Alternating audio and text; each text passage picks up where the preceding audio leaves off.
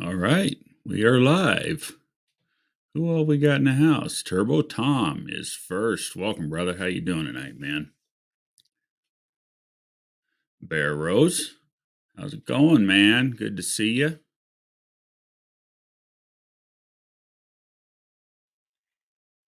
All right, we got that set up. I think we're good to go. Hey, Buff, how you doing? Good to see you, man. Two Hacks Jeff, Dougster, have no fear. The Dougster is here. Long time no see, John. Dean Stevenson's in the house. It's always a good time to have Dean around.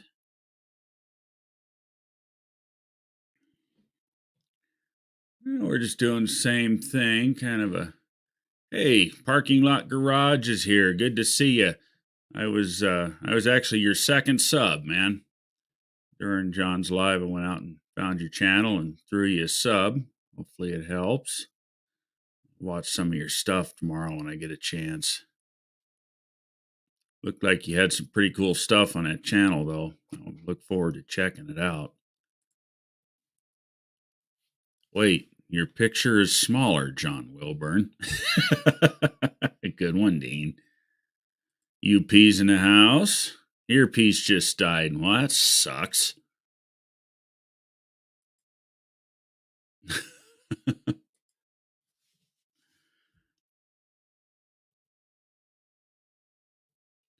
It has been a long, busy week. Around here, anyway. Dean says, hi, Tony's Hot Rod Garage. Hello, Dean. You're going to find a lot of that in this community parking lot. We all support one another. It's a pretty darn good group of people to be with. What's happening, ASO? Good to see you.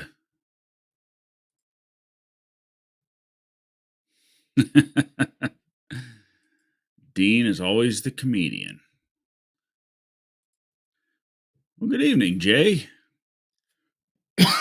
Excuse me. Scarlett, John, nice to see you. Thanks for stopping by. Hey, Lee, thanks for stopping by. Hanging out with us tonight. Dean says, Two Hacks, strange garage. Two Hacks puts out some pretty cool stuff out of that garage of his. Maybe this year I'll get to race that T-Bird.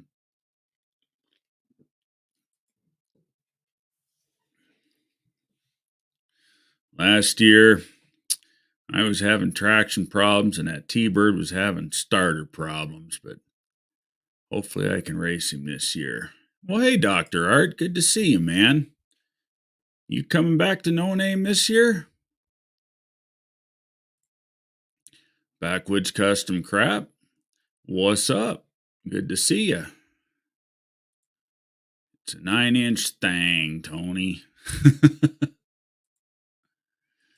We will race. Oh, hell yeah. Yeah, get some rubber to put around them 12-inch wheels I got for that truck. A little bit of suspension work out back and get her to hook, and it'd be a good time.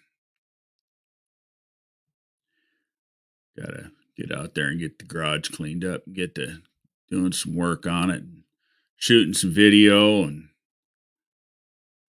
stuff like that. We're supposed to get some crappy weather this weekend, and it sucks because I got a full list of work to do on a fleet of dump trucks. That ought to be fun. Dr. Art's Electric.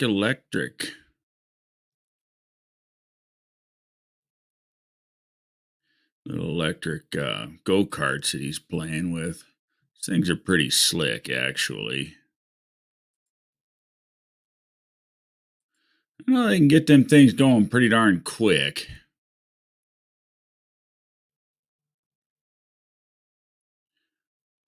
Yeah, there's a few guys I want to race this year. I might actually have half a chance of being fast. Dougster says, Two Hacks. I think I have a lead on a Hillborn small block Chevy timing cover, maybe a pump too. I'll look into it next week. That'd be cool. He's not playing, he's conquering.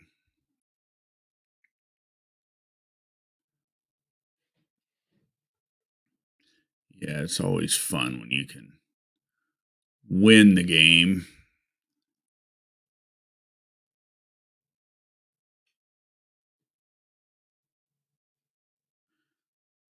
So yeah, for those of you that hadn't heard or didn't know, it's been about a month ago now, I guess. I picked him up. Time's already flying, but picked up a set of drag lights off a marketplace for the truck, set of 15 by 6s and 15 by 12s.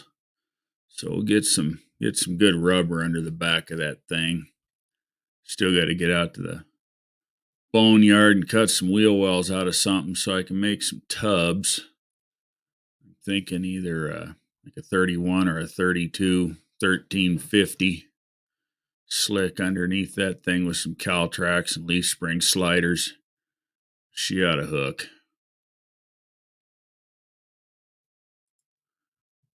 Two Hacks Jeff says, Dougster, get my number from Will Byrne.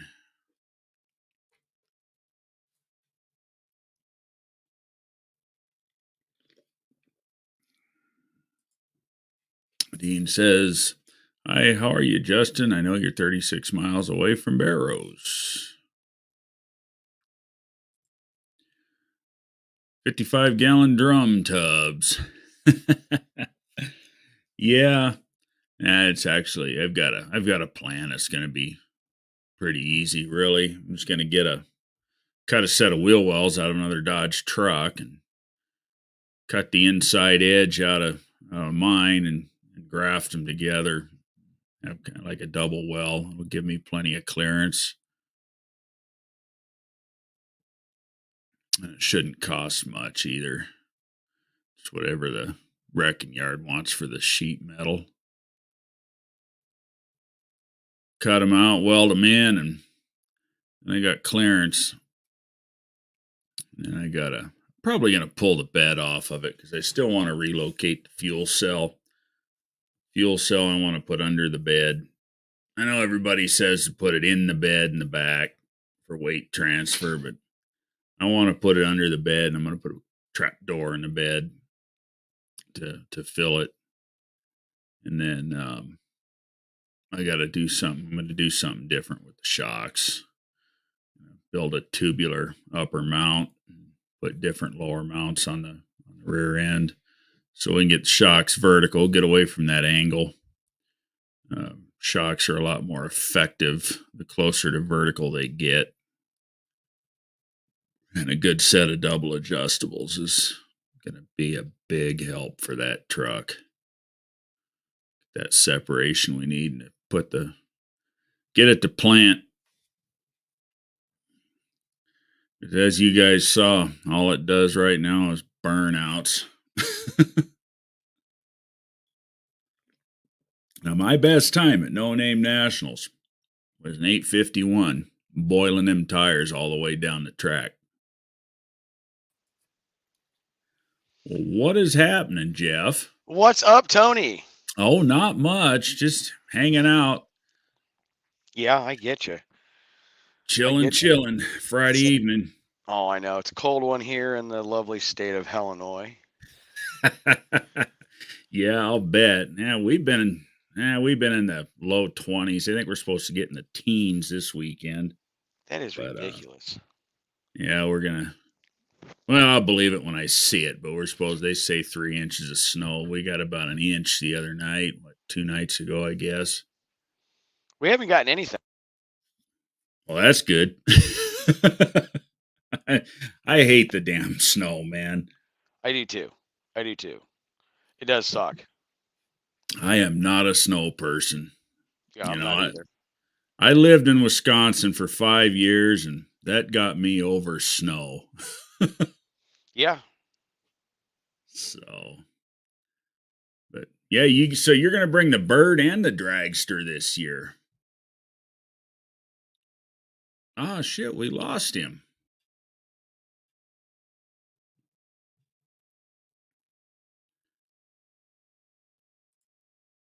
Jeff. Mopar guys, Tub and Justin. Jeff's gonna There we try it go. again. There we go. I've been having internet issues, but yeah, I'm gonna bring the bird in the dragster. Right on. Um, Jimmy and I have a really aggressive time schedule on that dragster, so um, June is our deadline. Oh wow. Yeah, So you got yeah. yeah, and you guys are doing some pretty major surgery on that thing. Uh-oh. Think he's having issues again. Going to St. Louis next weekend to get the tubing.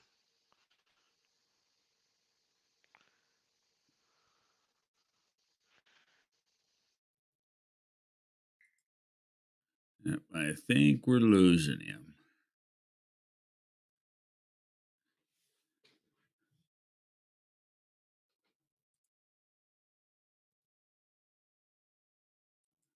Give him a second here to see if he makes it back. I Sitting love there. living. I love living in a rural area, but man, internet can suck. Yeah, you don't you can't get a good hard wire. No, not really. Oh, that sucks. Not really. Yeah, I But mean, yeah. go ahead. Yeah, I'm going down to St. Louis next weekend to pick up the 4130 tubing to build that front end out. Nice. Um, I'm having a axle made, I think in Kansas. I got my rear wheels for it in. They're Halibrand. Um, I bought a rebuilt Hillborn setup, but I don't have the because that's one thing I said Duckster get my number from Wilburn. I need the timing cover and the pump. Um, I'm rebuilding the rear end. It's currently parts are on order. The transmission's good. I'm gonna reseal it. It's a very high end transmission actually, but there's a lot of little things with these dragsters, Tony. Oh, I bet. Yeah, I bet. That is one thing I've never played with as a slingshot like that. It's going to be a lot of fun to see it. Oh, they're a blast. They're a blast. Yeah, it's going to be a good time. I look forward to seeing it go down the track. And Jimmy's coming with you this year, right? Yeah, Isn't and that what you, actually, he'll probably be doing most of the driving there. I'm gonna have some fun in it there, but he wants to get. He's been doing it for a long time, and I made him the deal. If he wants to, um, I like Cope's comment. Come on, Jeff, get your shift get together. um, right? That's why I highlighted. I was hoping you'd see it. but he wants to do some racing, so I told him, yeah, go for it. We're gonna take turns with it, and Right actually, on. there's a really good chance that we might try to get license when we both because he's got to recertify his license and all that, but it might be at Cope's home track Oh wow, that'd be cool. because it's actually closer for Jimmy to get to Morocco than it is me. Um, it's like maybe I want to say it's maybe an hour. Well, that Hour and ain't 15 bad. minutes, yeah. And you're talking about recertifying the NHRA license. Yes, Gotcha. yes. Yeah. And um, so we might do that there. I'm not 100% sure yet, but it sounds like it's a good possibility on that. It's going to be pretty fun. It's going to be a blast. And it's going to be chassis. I'm not going anything plain on this one, Tony. It's going to be a metal flake red chassis. It's just going to scream 60s. Nice. Nice. So you're putting it together right and you're gonna make it look good too. That's Yeah. awesome, Yeah. man. That's awesome. I'm gonna have to keep an eye on the channel and watch this thing come together. Still not 100% sure on the cubic inches. Anywhere from 302 to 409. Oh So wow. kind of got some things in the works. Um, Jimmy But you're might, staying with a small block platform. yeah, just because we got Vertex magnetos for a small block. We've got different Hillborn setups for small block, Ohio crankshafts Right. that are, the heavy duty forged ones. Sure. So yeah, it'll be set up for a small block. Well, I'll tell you, I've built a few of them. And I've had a lot of fun with them as a 396 on a Yes. 350 platform. Yes, Um, absolutely. I think it's what 3785. I think is what the stroke Yep. is. And that's one of Give the you a combinations I'm looking 396, at. and man, they run good. I did one shit, it's been about 10 years ago now, I guess. I did one for a guy in a 63 C10, and that thing was just wicked bad. Yes. I want to do, there's a lot of technical reasons right now, but I really want to do the 302 cubic inch small block. But there's a lot of reasons right now saying I can't go that route. Nothing crazy. It's just money more than Right. anything. I mean, for what I would need to do to build a 302 the way I'd want it, I could do the 396 cheaper. Mm-hmm. Yeah. Well, and nothing screams nostalgic 60s like 302, I know. Oh, I small know. block Chevy. But, like you said, trying to come up with the right pieces and parts to put one together correctly, Hmm. it's like anything nostalgic. It costs a trainload of money to do it. Believe it I, or not, I have everything to put together a real 67 DZ 302, except for the intake and pistons. oh, I've got a correct casting block, the correct crank, even the casting number on that, the rods, the heads. They're rough, but I have them. And I got a new old stock, the correct Duntov 3030 cam with the solid oil through lifters. nice. But So you the really don't 302, need much. well, the pistons are a weird compression height. They're a 1.805 compression Yeah. height, and they were made by TRW. But the 302 I'd want to build for drag racing is much different. I mean, it's same bore and stroke combo, but it would be, the rods in it are a different rod length, and I have a set of new old stock Mickey Thompson rods from the 60s. Don't want to use those for obvious reasons. If they had Right. I have a set of J&E pistons for them, same thing, but um, I was thinking about doing a 302 with the 327 block, splay it, billet caps, and all that. But if I get a 4-bolt main Chevy, I can actually do it a hell of a lot cheaper with a CNC Motorsports kit. Yeah. Yeah. But Yeah, and then it's like Cobra Jet stuff or any of that old stock ZZ302 stuff. It's kind of a risk to put it in a dragster because you it blow it is. up and it's gone. Yep. That something like that would be more fun in a period correct, more street based car. Yes. Yes. A street rod. Hell, I mean nothing like putting it in a '69 Camaro, right? You know what's crazy is the 302 327 block that I have. Um, believe it or not, came out of a dragster. Did it really? So there was an engine sitting in Jimmy's shop that he says he doesn't even remember, how long he's had it, and it had came out of a dragster.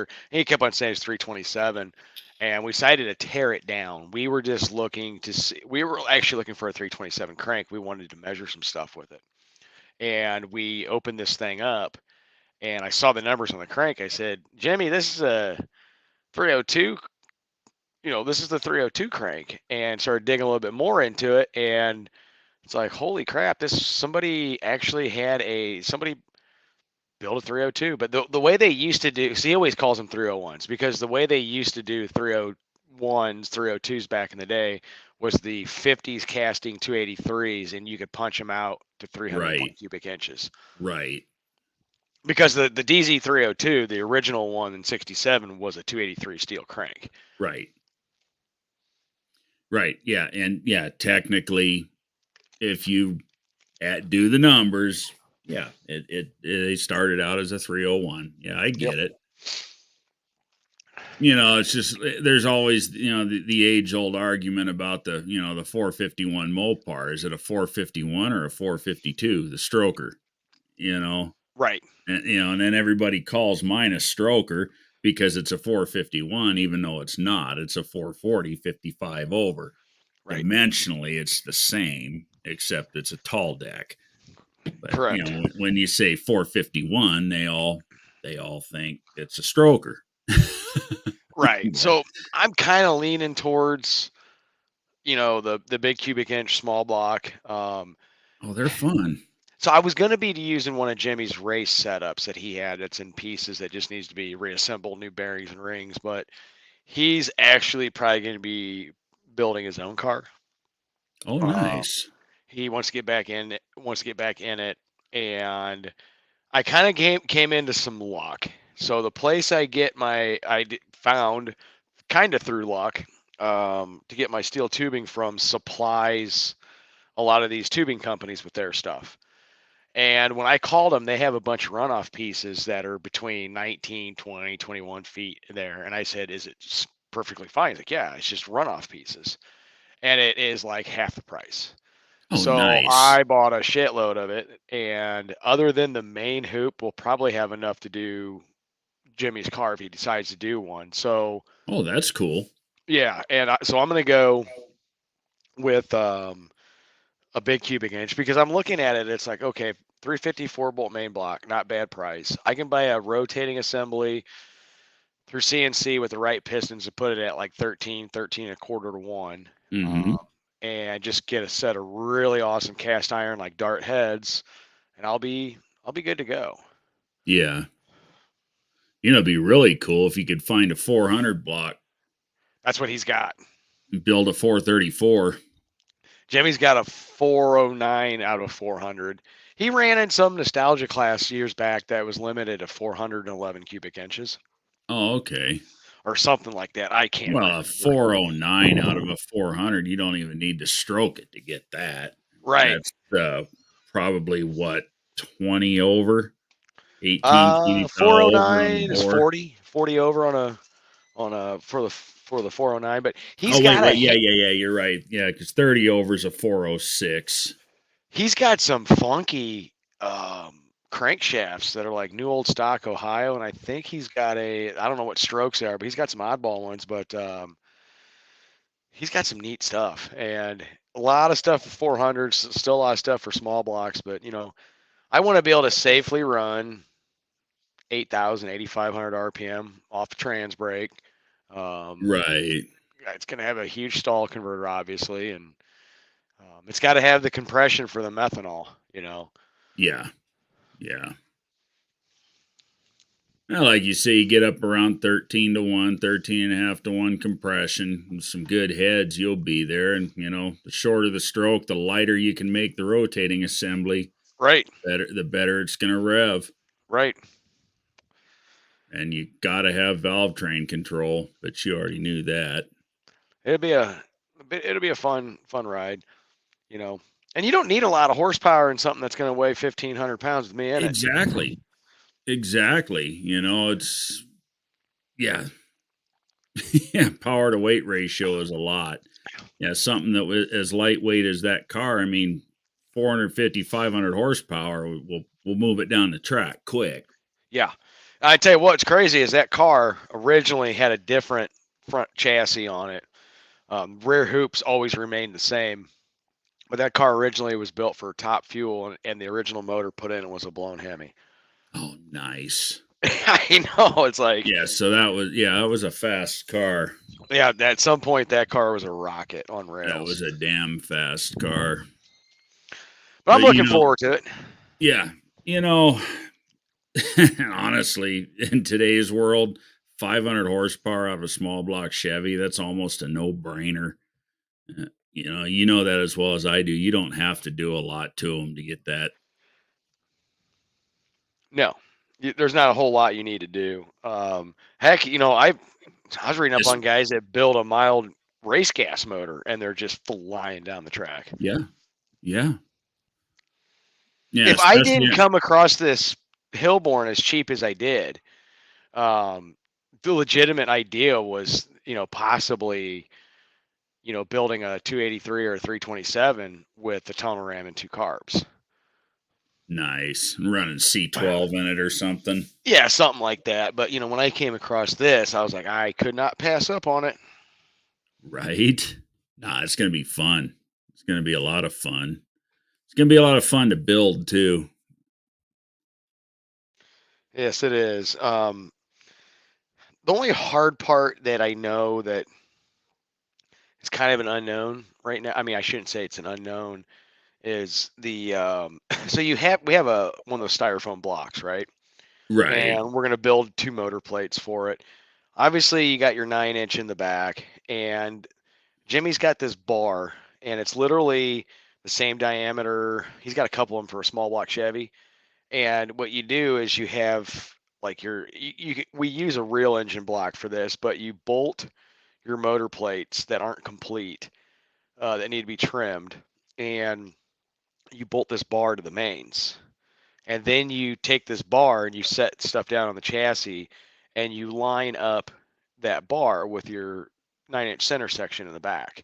Because Makes technically that's sense. crank through your out or your input output shaft into your rear end. That way Right. you get your right angle, you get your everything set right. But what you need to do then also is you want your height of your rear end, and you Hmm. want it set right. So when we were talking, um, like one of the last things I thought I was gonna have to order is wheels and tires. Well, when Right. your rear end and all that is basically set on holes, different heights of these holes, you want your tire height and you want weight in it. So Yep. you kind of mock it up. It's weird. You mock it up, tear it down, do all Hmm. this crap, mock it up, tear it down. To me, it's voodoo science right now, but it's going to be pretty neat. See how it Right. comes all together. Yeah. Well, it's like anything else, you do like custom engines. How many times do you put it together and take it apart before you finally put it together? You know what I mean? Oh, 2 or 3 times sometimes. More than that. Yeah. Well, yeah, a big custom one. Yeah. I mean, I was working on a small block Mopar Monday, and the guy I was working with it, has never been around that, and he's just like, "Hey, why you taking that back out?" I'm like, "Well, I mean, we just Yeah, that was just plastic test it, fit, dude. just test fit, yeah." Yeah, well, we take it back out after we check it so it doesn't, what do they call it? Rapid unscheduled disassembly. Yeah, pretty much. Yep, pretty much. Yeah, nobody likes the rapid unscheduled disassembly. No Right. thanks. But yeah, so that's my Friday night. Figured I'd pop in and say hello. I Well, I saw Dougster's appreciate it. comment. Yeah. Yeah, it's always good to have you stop in. Yeah, we'll definitely do a race because I'm gonna be I got a trunk full of transmission goodies and the T-Bird, and I'm gonna take my car to Copes, and we're gonna build a much better C6 with a brake, and I got 488s and a spool to put in this thing, and Nice. chassis tuning, and gonna see if I can't make this thing a hell of a whole lot quicker and get it all figured out to launch right and do all that fun stuff. So, How come how come you don't do the 4R100 now that that's an option? well, Get the overdrive. I had dinner with the Mr. John Cope last Right. weekend, and I think he had mentioned something about shoving one of those cases up there to see how it fit. My concern is the actual transmission tunnel in that car is tiny, Right. even though the car is 900 pounds.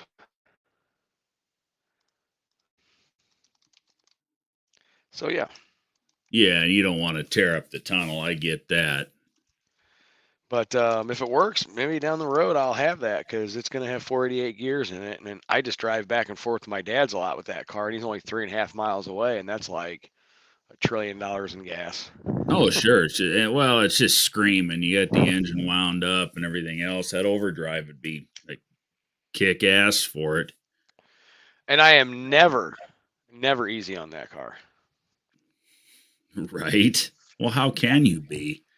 I can count 2 times that I've driven that car without laying into it or doing a burnout. Only twice.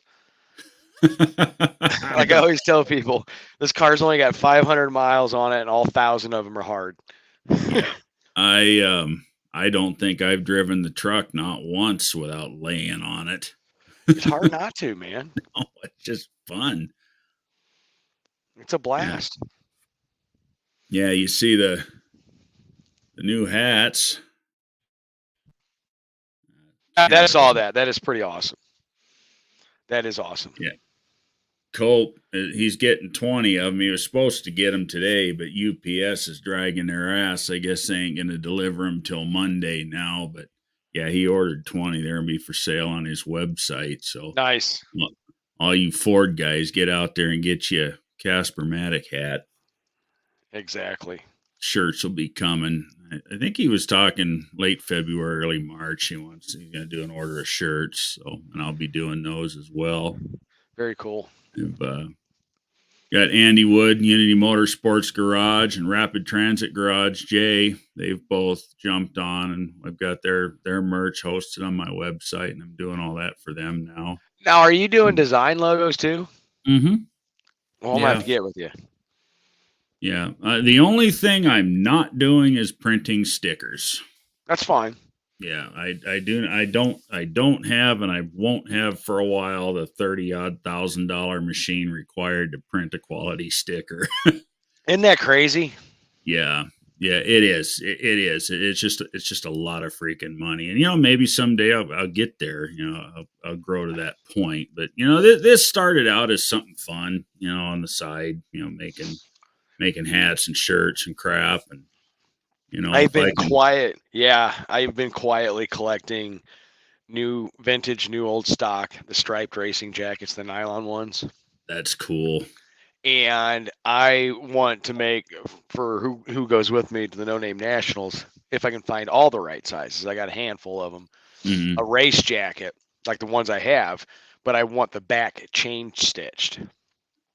Oh, gotcha. And I cannot find anybody reasonably priced. Like I contacted this lady in Chicago and I said, "Hey, this is something I'm thinking of. Here's just a rough size, on and on and on." And it was very basic, just the back of it. Hmm.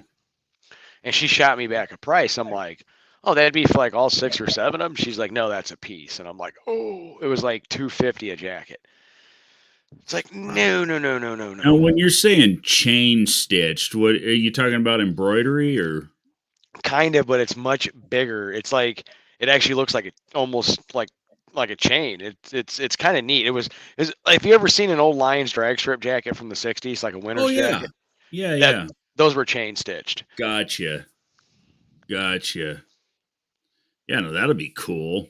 Yeah, But wow, that's a lot, man. They want a lot of money to do it. Shit. yeah. There's some good ones out there, and I'm just trying to find somebody reasonable because it's gonna say Jumping Jack Flash Race Team or something like that on the back for and I cannot. I got to come up with some ideas and stuff and I know Jimmy's in Right. bed, so he's not watching YouTube, but like his original speed machine shop was called J&J Machine Shop.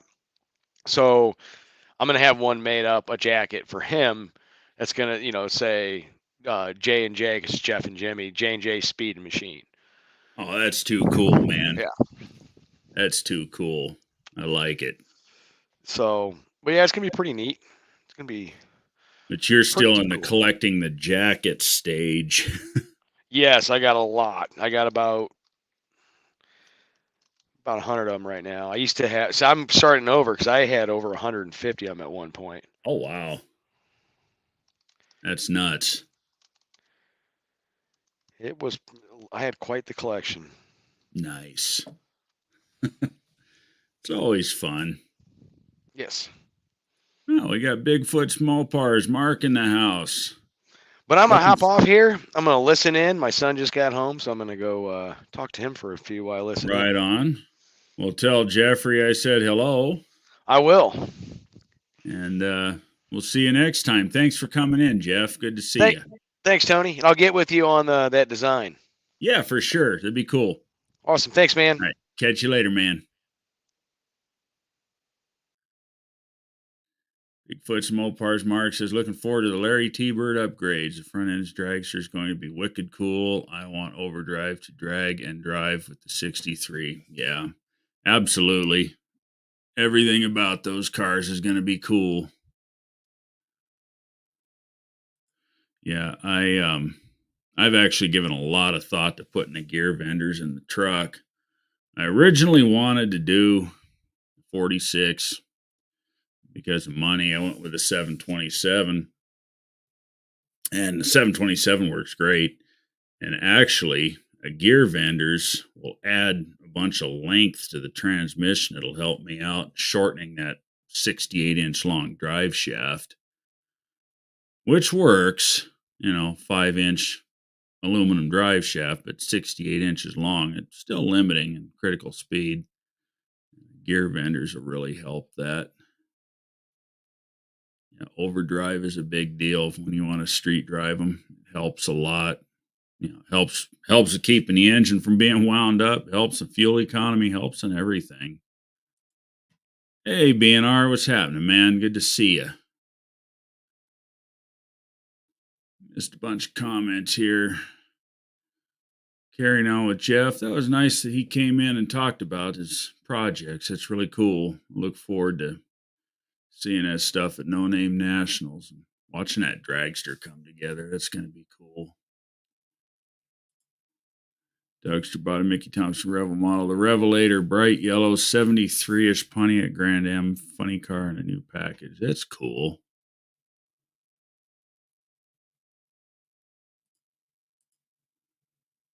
Dang, isn't it sad to see Jeffy got on the meth? Yeah, methanol in that dragster. That's going to be fun. There's nothing that's going to be not fun about that car. That's just badass.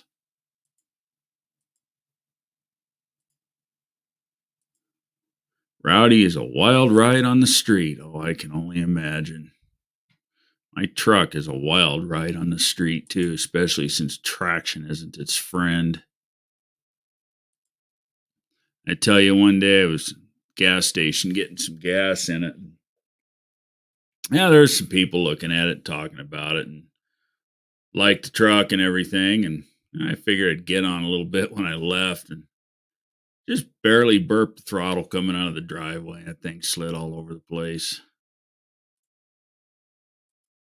It doesn't even care. It just, 275 60 15s, it just tears them right off the road. Doesn't even care. That's with a relatively tall gear. It's got 355s in it. Bigfoot's channel. Colleen says, sorry I'm late. I had a phone call. No worries. Wendy English is in the house. Dean says, not on the meth.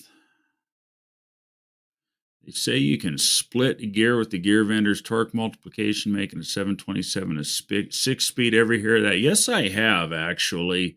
I've used gear vendors in other builds in the past, and they actually work really cool for milder builds when you're doing a lot of street driving. Those extra gears are in a tow rig. They come in handy too.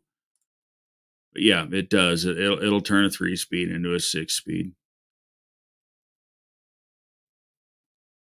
Let's see. BNR says gear vendors overdrive the Turbo 400. They used to rave about second gear overdrive activated. Don't remember to 2-3 seconds faster, quarter mile, nothing done otherwise. Yeah.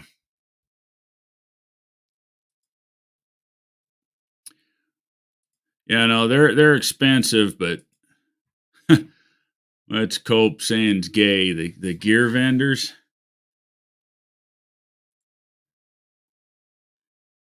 You saying I'm gay, John? No, you ain't.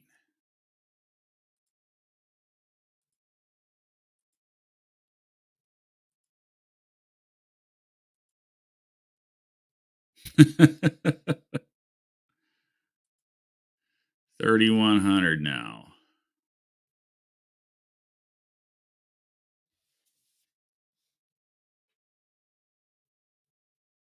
Wow. Is that how you're talking about the cost of them? That's what they've gone up to. Holy shit. It's a bucket load of instant sunshine. Oh, you guys are getting almost see what Doug's saying. You can set up the gear vendors as an overdrive or an underdrive. Correct. Yeah, that's what I figured, John, for gear vendors. Holy shit, they're up to $3,100. See, if I do go that route, I don't want all the fancy electronics and bullshit. I just want to be able to turn it on and off. I know they come with a bunch of fancy electronics that'll get it to automatic shift for you and stuff. And hell, I don't need that. My transmission ain't automatic.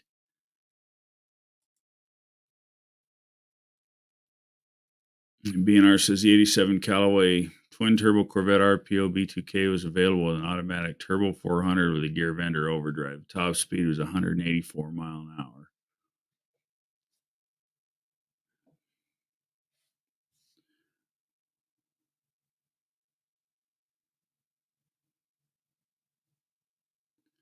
Yeah, or the other thing I could do is pull the transmission back out of the truck, put it in the charger, and build a 46. But shit, for $3,100, I could damn near do that. Well, maybe.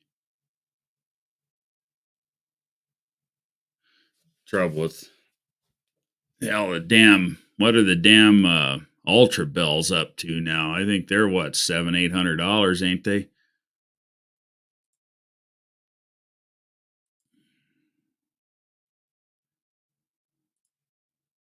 I could buy 6.2 Dodges for that. Yeah, that's what I was thinking. BNR was at the Sledgehammer Vet Yellow. Bang on about the Callaway, though. He really did his homework. Borg Warner overdrives are pretty cool. I don't think I messed with any of them.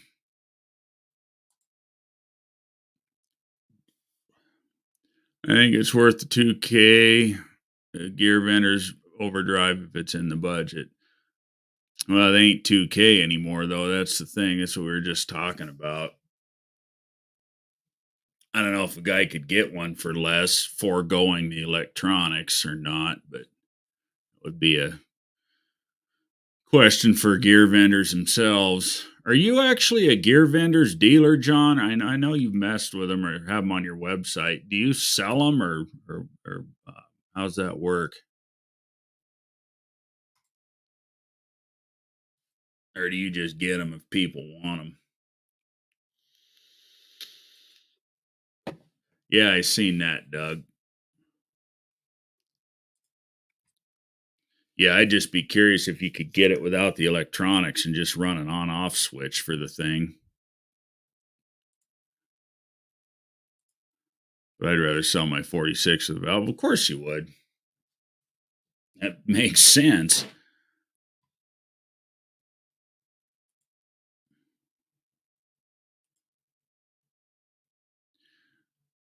I tell you what, I don't think I'll ever build another high performance transmission without a cope valve body in it.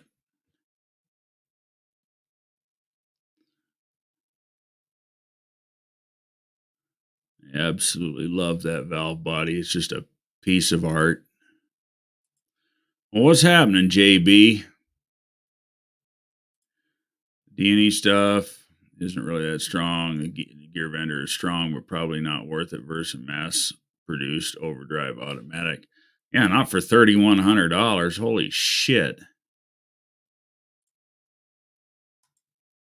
Yeah, they were always expensive, but Bidenomics has made everything expensive, or more so. Sledgehammer was an 89 Corvette 350 small block. Larger turbos relocated under the car. Intercoolers air to air, made 950 horsepower. True. Top speed 254. What's happening, John? You showing off that 3-bladed fan again? There it is. I figured since you were talking transmissions, I'd jump in here. You could jump in anyways. I went to order gear vendors just this week for a customer who bought one. And I'm like, man, I know it went up at the beginning of the year. Well, it went up in November from 28 to 31. Wow. And the guy was like, "Nah, forget it." I'm like, "I don't blame you. No.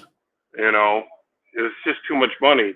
Not only that, Tony, the overdrive ratio of a 46 is steeper than the overdrive ratio of the gear vendors. Right. I think the gear vendors is what, 0.73, and the 46 is 0.69. I thought it was 6.8, but it could be 6.9. You're right. I'm not 100% sure, but it's quite a bit of a difference. Right. And I heard you say earlier also that you can underdrive the gear vendors, and I don't think that works. It only has one ratio. No, well, they call it an underdrive because what you're doing is running second gear in overdrive, so it's an underdrive to third. I know if you split That's it, why that it's a marketing marketing thing that gear vendors does. No, it's not a true underdrive. It'd have to be a 2-speed to do that, right? And or a it's like 3-speed rather. it's like Diet Pepsi's going to make you skinny. Right. Right. It's a marketing twist because if you think about it, second over would really be the same as third under, right? Yeah, all you're doing is turning overdrive on top of every gear. Right. Yeah. You know, guys like us get it. The general public doesn't always get it, and that's why it works. Yeah. Yeah, you picked up on that. I did. I'm like, well, it's kind of. I mean, they can advertise it that way, but really, it's bullshit. Right. You know, you're 100% right. Yeah. It Actually, absolutely is. I know guys that do that to 48 REs because some of those valve bodies you can turn overdrive on and off with the switch. So they'll do overdrive on top. Matter of fact, for your transmission knowledge, the 4R100 was the transmission that took over for that was the 5R110. Right. All right. Now, the 4R100 has first gear, second gear, third gear, and overdrive. Right. What they did to the 5R is they took that same trans and turned on overdrive in second, third, and fourth and call it a 5-speed. Right.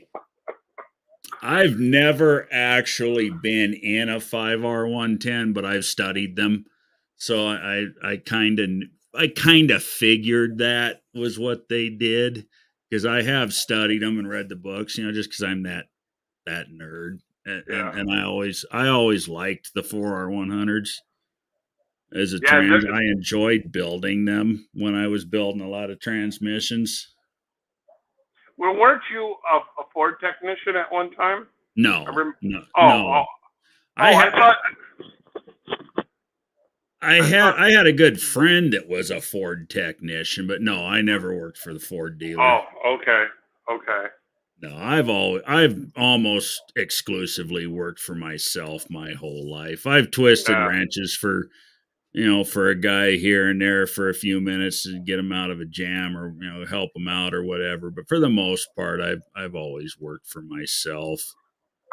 I wore my T-shirt that you made that Woolburn got for me for the first time today. Nice.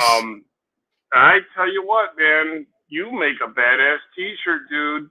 I'm glad you like them. It is really the way you laid it out. I'm waiting to see the hats. I can see you're wearing yours. They're nice. I mean, well, if you look, I fucked this one up. Oh, did you? So it's not horrible, but look at the back of Casper's head. Uh-huh. You can see where I pressed it wrong, and there's a little dent, and like somebody knocked him in the head with a ball bat or something. I said, well, that one's mine. It looks like you got hit with a 3-blade fan. Yeah, there you go. Yeah, I mean, you gotta look. It's just right there in the back of his head. A Yeah. little. I said, well, I ain't gonna send that one to John. I said, I'll keep that one for myself. Oh, geez. You know, for the money, and I have a video on my channel where I compare doing a 46RE to an compared to doing a gear benders. Now, if you're starting out from scratch and you have no transmission, you haven't bought a 727, you haven't bought a 46RE, but you want overdrive, and you're considering the 727 with the gear benders or the 46, which is overdrive. Oh, the RE is the way to go, hands Well, down. if you're starting for scratch, you're exactly right, Tony. You're exactly right. It's cheaper, and you get more ratio. Also, you'll get the lockup feature. So, right. Yeah. Yeah, I didn't. I figured, I figured Bidenomics had caught up with them, but I sure as hell didn't think they'd gone up that damn high. Well, they're also in California, dude. Yeah, for that kind of money, I can just build a 2-piece drive shaft too. Yeah. But I hate 2-piece drive shafts. But so far, I haven't had any issue with the drive shaft. But it's long. It's freaking. You got a long. 1-piece aluminum. 1-piece 5-inch aluminum. Yeah, you're not gonna have no problems with that, dude. I got that in Haney. Is that what you've got in Haney? How tight? How tight have you wound Haney? And it's a 4-inch, not a 5. With 1350 joints, billet slip yoke. Yep. Billet pinion yoke. Yep. Dude, I've been trans breaking it for 3 years and never. I check it every year and it's still in good shape. And you haven't had any trouble with vibrations at high speed? Not that I'm aware of. I mean, just because, if I run the big tires in the back, you can never balance those with the fuck. Right. Yeah, I mean, you can get them close, but they're too big of a tire. They're never perfect. Right. What size are those slicks you run on Haney? The big ones? Because I got 2 sets. So I didn't realize you had 2 different sets, but yeah, I have what I call the baby Gerber tires that are 11 inches wide. Then I got 1331s. Okay. But now that it's tubbed, I should be able to get a 14 or 15 inch wide tire on it. Gotcha. Which I don't need. Go ahead. That's what I'm thinking. I'm leaning towards like a 3113 under the truck. Yeah, I don't need that much tire to get it hooked up. It only runs 12.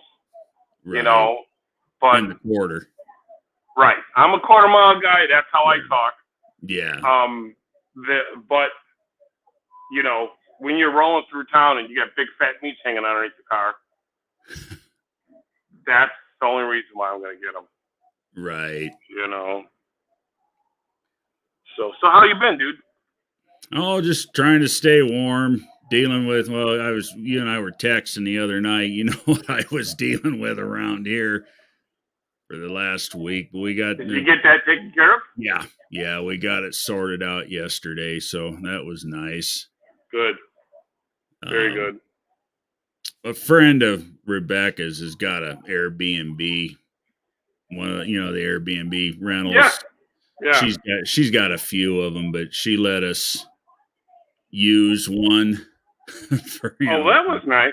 Yeah, for shit shower and shave kind of deal. And yeah. Rebecca actually said to hell with it, stayed there for a couple days. She said, I ain't doing this hillbilly crap no more. But yeah, girls can't rough it like we can. Yeah, but we got it. We got it sorted out yesterday. A plumber come out and run one of them power snakes with a deal on the end of it down it, and he came up without nothing on it, but the damn thing worked afterwards. So okay, so it went down. There, whatever the hell was in there, he got it out. Good for you. So yeah, we're back to normal. Shitter's not full anymore, Clark. I almost fell back. I fell back in my chair laughing Oh my ass man, off when you said yeah, that. That was great. that's crazy. That movie's funny, but yeah, just that and trying to stay warm as cold snapped on us and supposed I'm to get. surprised that it gets that cold by you. Well, we're at about 5,200 feet elevation. You know, Okay, we're up high, right. and high desert, and that's why it gets cold. Down in the valley, down in Phoenix, and the capital of Arizona, it doesn't. It's, I mean, it'll get cold down there, but it's 60s. But Yeah, yeah. there's parts of it that once every 10 years gets some snow, but when it does, it don't stick. It comes down and, oh, look at the pretty snow, and then it goes away. Yeah, here in Chicago, um, I think sometimes towards the end of the week we're supposed, the predictions are all over the place, from 5 inches to a foot. But I didn't take no chances. I put the plow on the dually, and so I'm ready for it when it You're comes. ready for it. Yep. Yeah, It's the way to be. yeah. Yeah, I got I, a buddy. What's that? I said I only do the shop parking lot and the house. Right. If a buddy calls and say, "Hey, I'm this or that," I'll go over there. Yeah, I got a buddy that just bought a plow truck. What did he give? He said he gives $7,000 for it with the plow and everything. It's a 2000 Chevy, Mhm. 2,500. But hell, the damn plow's worth $7,000. But I got it sitting in the garage. I got to put an intake manifold gaskets on it. Oh, And fun. yeah, it's one of them Vortec 350s. Mhm. L31 Chevy. Shit, I did a million of them things back in the day. Mhm. Yeah, he called me. He said, "I think the truck needs head gaskets." I said, "Oh, why?"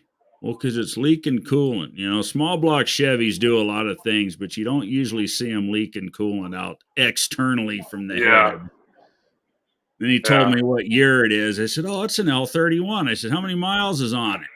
He said, 150,000. I said, "I bet you they never did the intake gaskets. That's one of the few that snuck through and never got the intake gaskets done."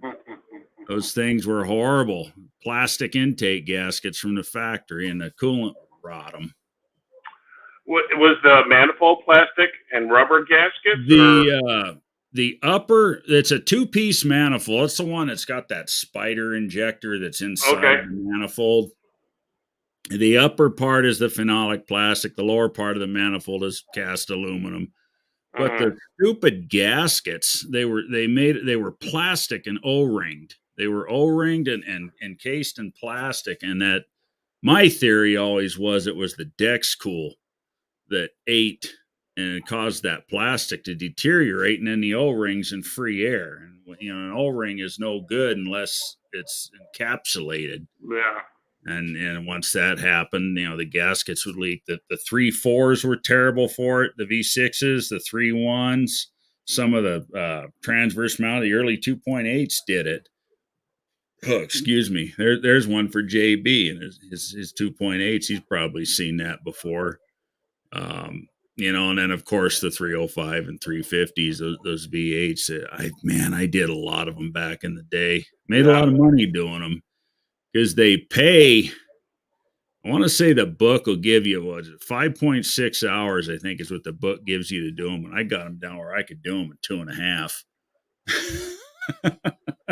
It's called That's how getting you good, make money working on cars. right? But I don't know if I could do it in 2.5 now, but either way, I've done a lot of them. You know how it is. Now, the older you get, you don't move so good. Yeah, the older, the older you get, and the fatter. Gosh, Those fenders get hard to lean over. yes, they do. You know. Yes, they do. Yeah, man, I hear you. I got one of them. One I actually bought. I think I got it off the Mack truck. It's one of them. It's a big step and it's on wheels and it sets down on springs so it stays put. And you can adjust the height of it. It's kind of nice for working on these 4-wheel drive trucks. Yeah, I And this, usually just take a couple pallets and walk. Or I make like a little U around the whole front of the truck. yep, You know. yeah, so you can get around it, and yeah, it's a Mhm. pain in the. I can't climb up on them anymore. And I try it, and then I am hurting my damn self. Well, that ain't any fun. So, but yeah, that's going to be the challenge this year is getting the old truck to hook up. So, thinking Caltrax and sliders on the leaf springs and 13-inch slicks. See, the good thing is your truck's got coil springs in the front, right? It does. So if you give that front end a lot of travel with some 9010s, Mhm. and you need to get the front end up to get the weight on the back. Right. There's no other way to get around that Right. because there's nothing in the back.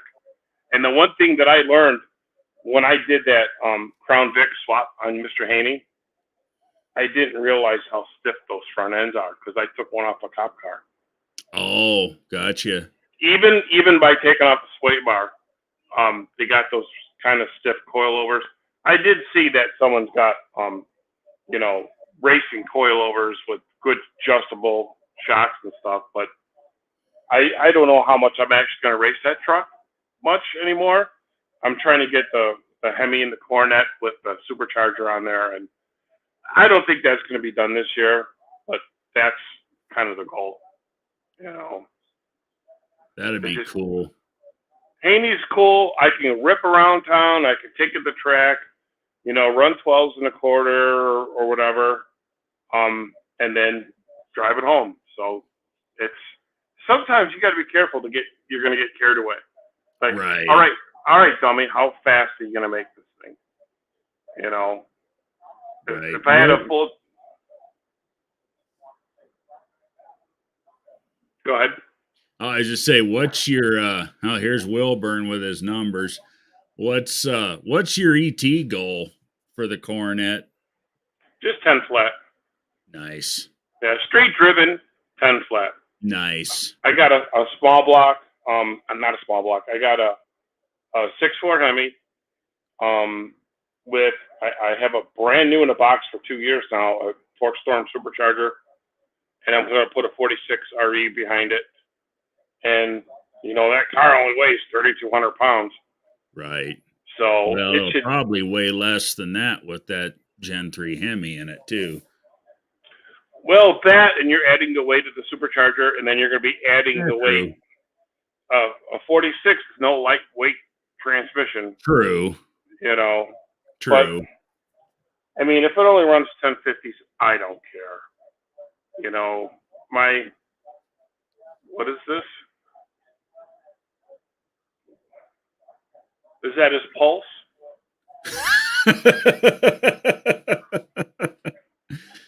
257 days and 57 minutes.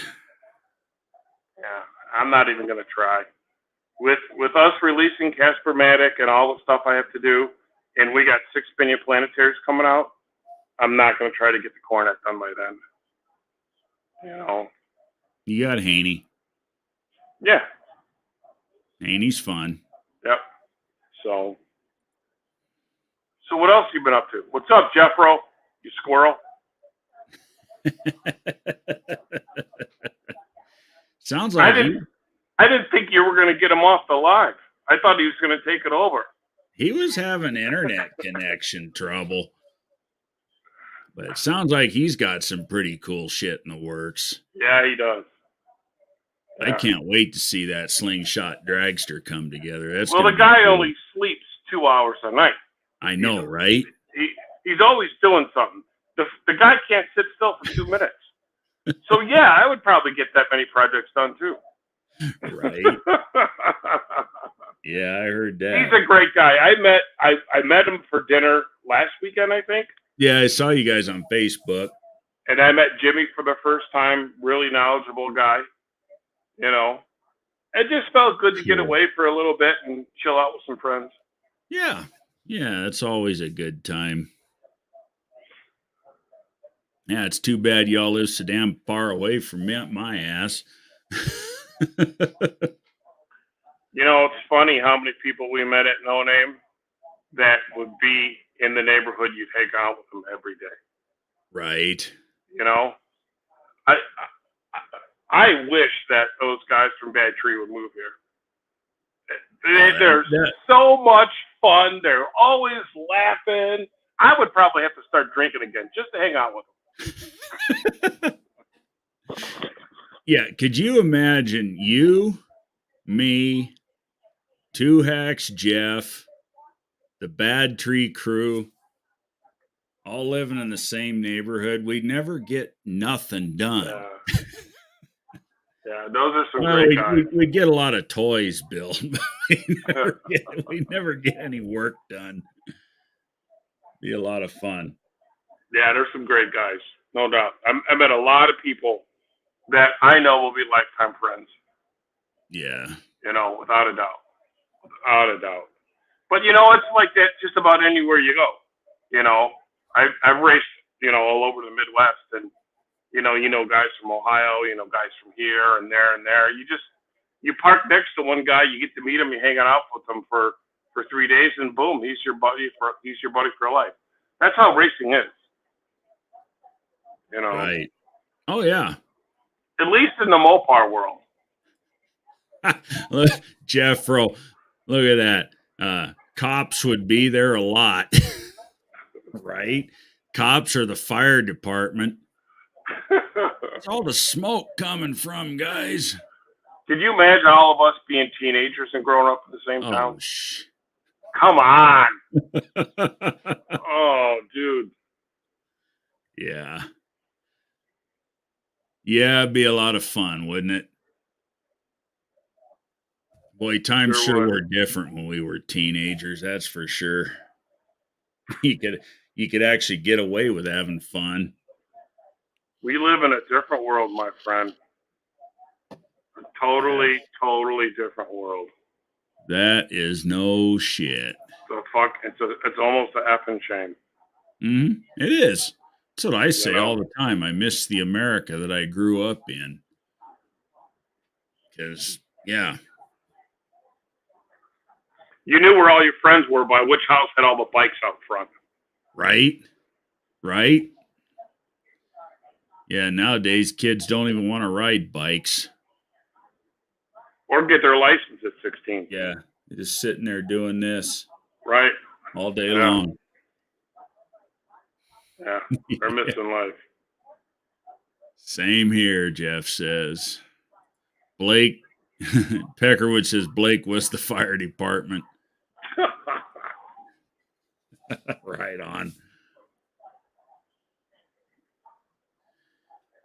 Yeah, so that's what I've been up to. That, and I've been doing a lot of graphic work. I got, of course, you knew I was doing a bunch of stuff for Andy. We got him on the website now. And nice. Jay from Rabid Transit has got a spot on the website. What do you mean by have a spot on the website? What are you talking about? Okay, on my website, gunslingergraphics.com, where I originally started this because I bought the domain tonysHotRodGarage.com, and I redirect that. So if you go to the internet and put in www.tonysHotRodGarage.com, it goes straight to my YouTube channel. So it's just a cool little thing from owning the domain. And then I made a subdomain because I wanted to try selling my merch. And YouTube won't let me, and I wouldn't use Teespring anyway because they suck. Wilburn hit the nail on the head the other day about them guys. We were texting back and forth. He said, spring is to T-shirts what Swift is to trucking. I couldn't agree more.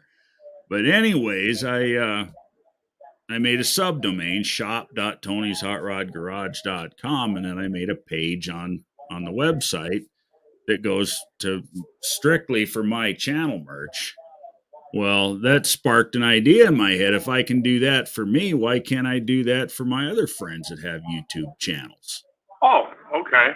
Okay, so we bought Andy a domain, unitymotorsportsgarage.com, and it's set up the same way where if you go to www.unitymotorsportsgarage.com, it goes straight to his YouTube channel. If you go to shop.unitymotorsportsgarage.com, it goes to that web page. Which is just, you'll only see Andy's merch. You'll only see Andy's merch. However, you can back out because you are within Gunslinger Graphics website, my website. You can go backwards and go check out the rest of the website if you so choose. So once we get enough channels involved in this, channels will start finding other channels, and then like I said, I set Rapid Transit J up the same way. So let's say somebody comes into the website to buy a Unity Motorsports Garage Tunnel Ram Mafia shirt. Well, they'll go buy that and let's go check this other shit out. And they might buy something from Jay. They might buy something from me. They might buy something from the next guy that I gotcha. decides to do it. And when you scroll down to the page, and I set this up on the back plane of the website, for what do they call it? The similar items. And I will, items you might be interested in, I will intentionally show something from a different channel. I'll show, I never omit the main channel's stuff, but in addition to, it will, hey, you might want to check this out. You know how that stuff works on the web. Yeah. And it'll show my channel or Jay's channel or, so a guy might go to buy a shirt from Andy and leave with a coffee mug from me and a hat from Jay. Kind of. Very cool. Very cool. We get several dozen channels doing this. It's going to be a good thing, I think. I'll make money for making the merch. The channel will make more money than they do, from Spring. Andy was telling me, I was talking to him on the phone, that those hats that he was selling through Spring on his channel, they were $21 and he didn't get a single freaking dime out of those. He could choose to sell them for more money so he could get money, but who the hell's going to buy a $30 freaking hat? Yeah. Yeah. So, he sold the hat so he could, for his channel, but he didn't gain anything. What I came up with is I can produce the hats similar to, like I did your Casper hats, and I can make a profit as well as give Andy some money for each sale and sell them for $18. So do you hold the inventory then? I will begin to grow the inventory. I can get the stuff quick enough that unless you're a real jackass, you're not really going to notice. Right. That I didn't ship it out the day you bought it. I mean, it literally takes me 2 days, 3 at the most. Your stuff got hung up because of the damn holidays. Right. Your shipment was supposed to be delivered today. It's been sitting in Indianapolis since 1:00 this morning for some stinking reason. Does it show that it'll be there tomorrow or Monday? It says Monday. Good. So I don't have to go there tomorrow. Yeah, it says Monday. It's coming UPS. There should have been a tracking number in that email you were sent. There was. I saw it. The shipper does that automatically. I use Pirate Ship for that, for shipping. Well, I never heard of that. It'll actually save you a little bit of money on it. It's cheaper than going directly through UPS or the post office or whatever. Okay. Excuse me. But it's the post office that delivers it. Your stuff is coming UPS. Okay. Yeah, your stuff is coming UPS. What Pirate Ship basically is, it's a third party it's a third party website but when you ship with it, you buy an actual UPS label or a post office label. I gotcha. Yeah, I don't know how you do it at the shop, but I got one of those. I got a regular label printer that prints off those. It's one of them thermal printers that prints off the 4x6 regular Yeah. UPS labels. And if you know the tricks of the trade, you can actually get UPS to give you those labels for free by the thousands. Well, I we have UPS World Chip, so that means I deal direct with UPS. Direct with UPS. They're there 2 times a day, one for pickup, one for delivery. And it's crazy expensive. I can buy a summer home for what I give UPS every year. Wow. Same with a credit card. The expenses are. Oh man. It's like, you can generate a shitload of dough, but the trick is not how much you make; it's how much you keep. Exactly. The government gets theirs. Yeah.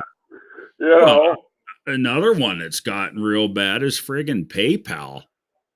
I don't know if you've ever accepted PayPal for payments, but everybody loves it because from the consumer side, it's easy. Yeah. But shit, they take about 11% anymore. Yeah, I never did the PayPal once they started charging just as much as a credit card. And they actually, charge more than a credit card. They do now, yeah. And actually starting the first of this year, any order at the shop over $250 is got the 3.5% surcharge for the credit card. You've got to. Yeah. You've got to, because it starts dipping, and you can do that or you can raise the prices of the products. There's only 2 ways you can do it. Yeah. And it's hard because, I like to keep the products free of that charge. Sure. Because you already got to keep an eye on if the shipping went up on that product or if the raw material went up on that product. And I'm constantly spending more time in my stupid office doing product analysis. Yeah. Like, okay, how much do I make on a bolt and sprag? And I'm looking at the price of the bolts and the ferrules and the washers and the spring and rollers. And you're like, holy shit, everything's gone up. You start making only $3 less on a stupid $115 bolt and sprag. You're like, I'm just giving them away. You're not making no dough. Right. So I don't like that part of the business. I would be perfectly content of going in my little build room and building valve bodies and not dealing with all that other bullshit. Right. Well, and the shipping too, and your stuff's so damn expensive to ship because of the weight. Not only that, I had an order from Mopar Joe's brother that was well in the past $5,000. Well, I have to insure that. Yep. I don't want a Drew, billet shafts and drums and planetaries. Some dumbass. And every time I ship something super expensive, I'm like, don't make it look like it came from a race car shop. Right. No stickers, plain Jane, so that way some crooked whoever doesn't get the idea and see, oh my God, that's CRT on there. Crack that open, see what's in there. Right. So, got Twisted Mopar Dennis in the house, micromanage a business to death. Yeah, it can happen. Yeah, I think I was telling you before, we just lost I used to be kind of lazy about insuring packages, and we lost a $700+ package.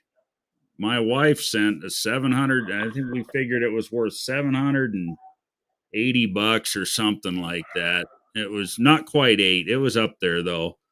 But it was all full of handmade, one-off, custom bags and embroidery stuff, that she does on her side of the, her stuff that she does, going down to a consignment shop. And it just evaporated. UPS lost it. And we didn't have the insurance on it. And we got the high hard one. Yeah. Even when you do, It's like pulling teeth with UPS to get any money out of them. Right. But at least you have a foot to stand on to try to get your dough back. Right. Because once it leaves your facility, it's out of your hands and you're not responsible for it. But I would feel really bad telling Drew, well, sorry, we lost a $5,000 package, Right. Drew's invoice price looked like a phone number. Did you see it, John? I take it? It was up there. Speaking of Drew, how'd that turn out that I helped you with? Did that ever work out, that engraving? Oh, it did go on the valve body. Nice. And I did speak with Joe today on the phone. And he got the package either today or yesterday. Oh, wow. That took a long time. Yeah, that was from our Black Friday sale. I know. Every time I remember when I made the graphic for you. every time we would get everything together, like I was there with the bill of drums were in back order for 8 weeks. So the bill of drum comes in, and then Lucas sells the last billet output shaft. So now I've got to order another output shaft. And I'm like, stick all this stuff in the box so it can't be sold. But he hasn't seen it yet, but it's on the valve body. Nice. And it turned out good. You can tell it's Joe's poster. Right on. And I go, I hope you feel good, Joe. You're the only person to have your face imprinted on a valve body that left my shop. Oh my God. So yeah, I've never turned an actual photograph like that into an SVG, a vector. Yeah. So that was cool that we were able to do that, and I'm glad I was able to make it work for you. Vector files work a lot better when it's a cartoon or outline letters. Yep. But to do a picture, I know it was going to be difficult. I'm like, man, I don't know if I'm going to be able to pull this off. So your name came up today or yesterday when I was talking with Andy. When he's like, oh, I got to have number one. I'm like, that ain't going to happen. It's already been promised another dude. I said, if your truck was here in the shop, I would have done it for you. But that couldn't be arranged. I says, you'll get number two. He goes, I'm only asking for one favor. I said, what's that, Andy? He goes, I want you to digitally put my signature and your signature on the valve body. I'm like, Tony could do that for us, no problem. Yeah. So you got another job when that time comes. Oh, that's fine. Yeah, that's easy enough to do. I just need both of you to help write your signature on a piece of paper and scan it and frickin', email it to me. Yeah. That's easy. Yeah, a signature is easy because that's just lines. Right. Yeah. So I told him that I'm sure that you would have done that for us, so we can have that. Hell, I won't even charge you. Yeah. Yeah, that's nothing. But yeah, I was kind of pissed off about the shipping. I wanted you to have your hats today, and well, that's no big deal.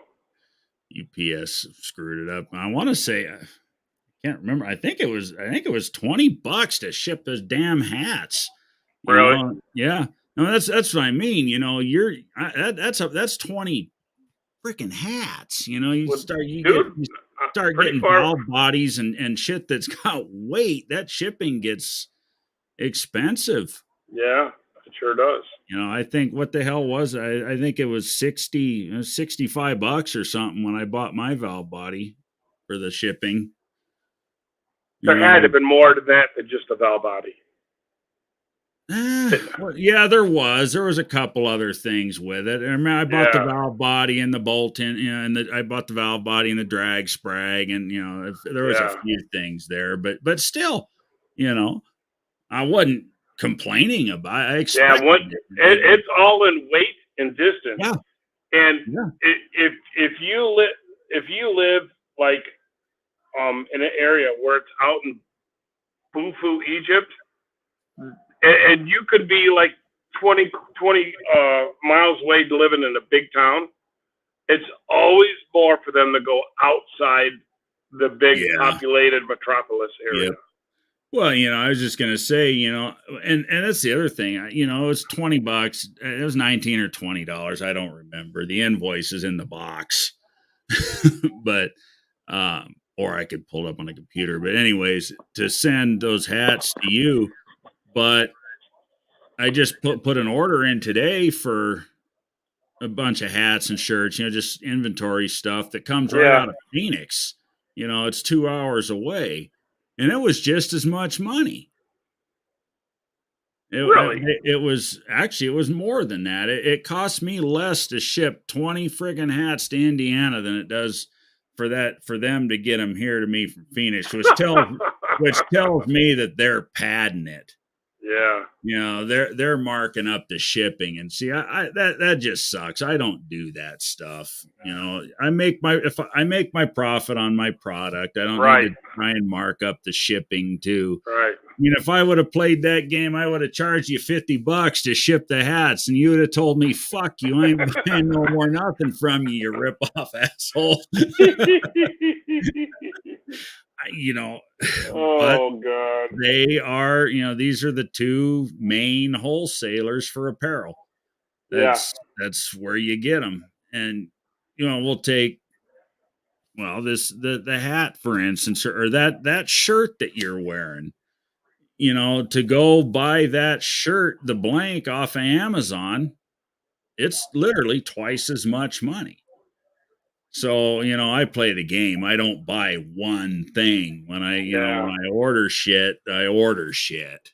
Yeah. I've been buying T-shirts for a long time, and I've already washed these once, and before I even wore it. That's my wife does that. Man, the color and the texture and the way this thing lays down, either they change something or you're the best guy in the world when it comes to this. I'm like, man, the colors just pop. Yeah, there's so many different ways to do this, stuff, and technology is constantly changing. And, what this is a screen print graphic in a digital world. It's, well, you like the Mr. Haney shirt that, the light plant. That was actually a picture that Wilburn took at No Name I know. That And, turned out freaking great, dude. Right. And I knocked the background out of it and, did a little Photoshop work, but I didn't change anything about the truck, about Mr. Haney himself. Right. Everything around it, and I cleaned up and whatever to land where we landed. But yeah, it's it's a digital screen print transfer that's applied with heat is what it is how these work. So it's when John asked me to go down there and move those for him, the first thing that popped in my head is I'm doing a burnout with those things in the back of the truck. There is just there's no way you cannot.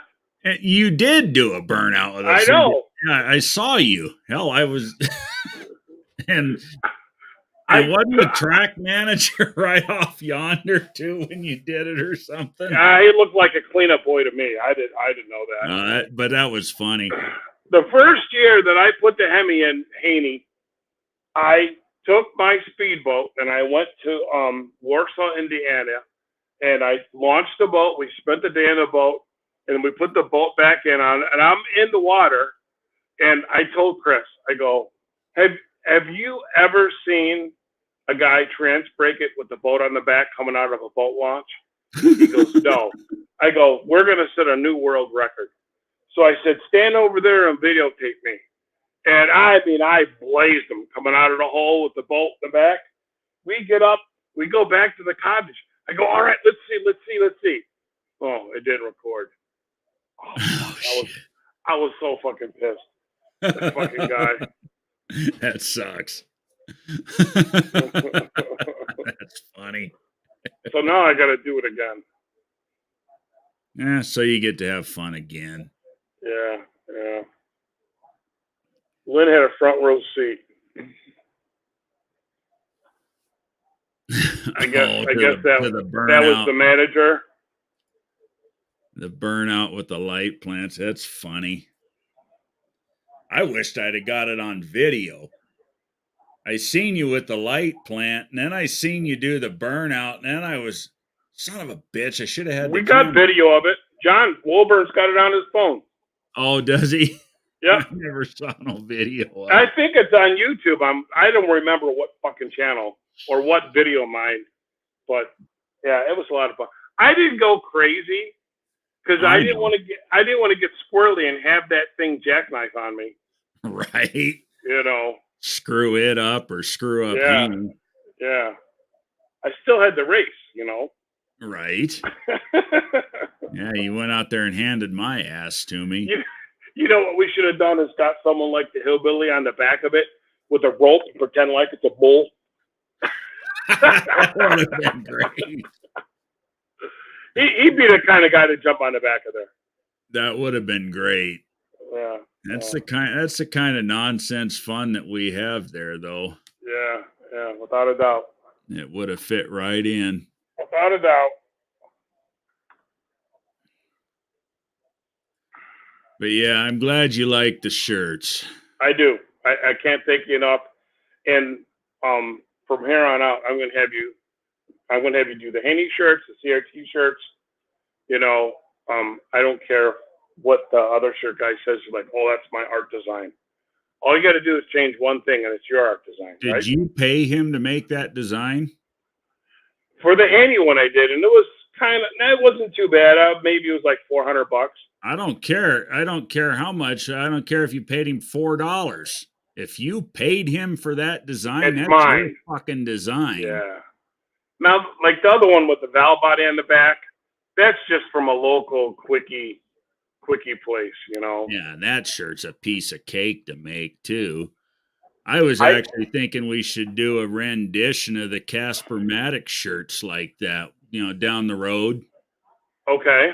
That would be cool. You do say basically you're the same shirt, but do it of the Ford valve body. Of the Ford valve body. Yeah. Oh, Yeah, I do see. your same valve body. The CRT valve body's on the front. Yeah. Just the same damn shirt, but instead of the 46, do the Yeah. 4100 valve body. So the Ford guys have something. Even though I have people calling me every week asking me, "Is it ready? Is it ready?" I'm still nervous coming out about a product that, I mean, it works great. I'm not nervous about that, but I'm entering a zone of people of the Ford world, so to say, that, I mean, I can walk to any Mopar show and know half the people there. Right. These Ford guys don't know who the hell I am. Yeah. So I hope it takes off. Yeah. There's a little bit of nervousness there about how successful it's going to be. I can only imagine the amount of money you've put into developing this thing too. I mean, this kind of shit doesn't come cheap. Yeah. But it did cost a few bucks, but it really was the time. Yeah. Well, time is money. Weeks and weeks and weeks of me, it took me almost, I think it was about 3 weeks of straight machining to do that valve body by hand. Because you're doing it by hand, you're cranking. Mm-hmm. When you're putting all the channels in and the valve bores and everything, yeah. And all you got to do is make one small little F up, and you're like, "Oh, dude, I got to start all over again." So luckily, or get a guy that's good with a TIG welder. Yeah, right. That's what I'd do. I'd weld that sumbitch up and start over before I started all the way over again. But there is one section that's got a little bit of JB Weld on it, so. But that's the crudity of having. Oh.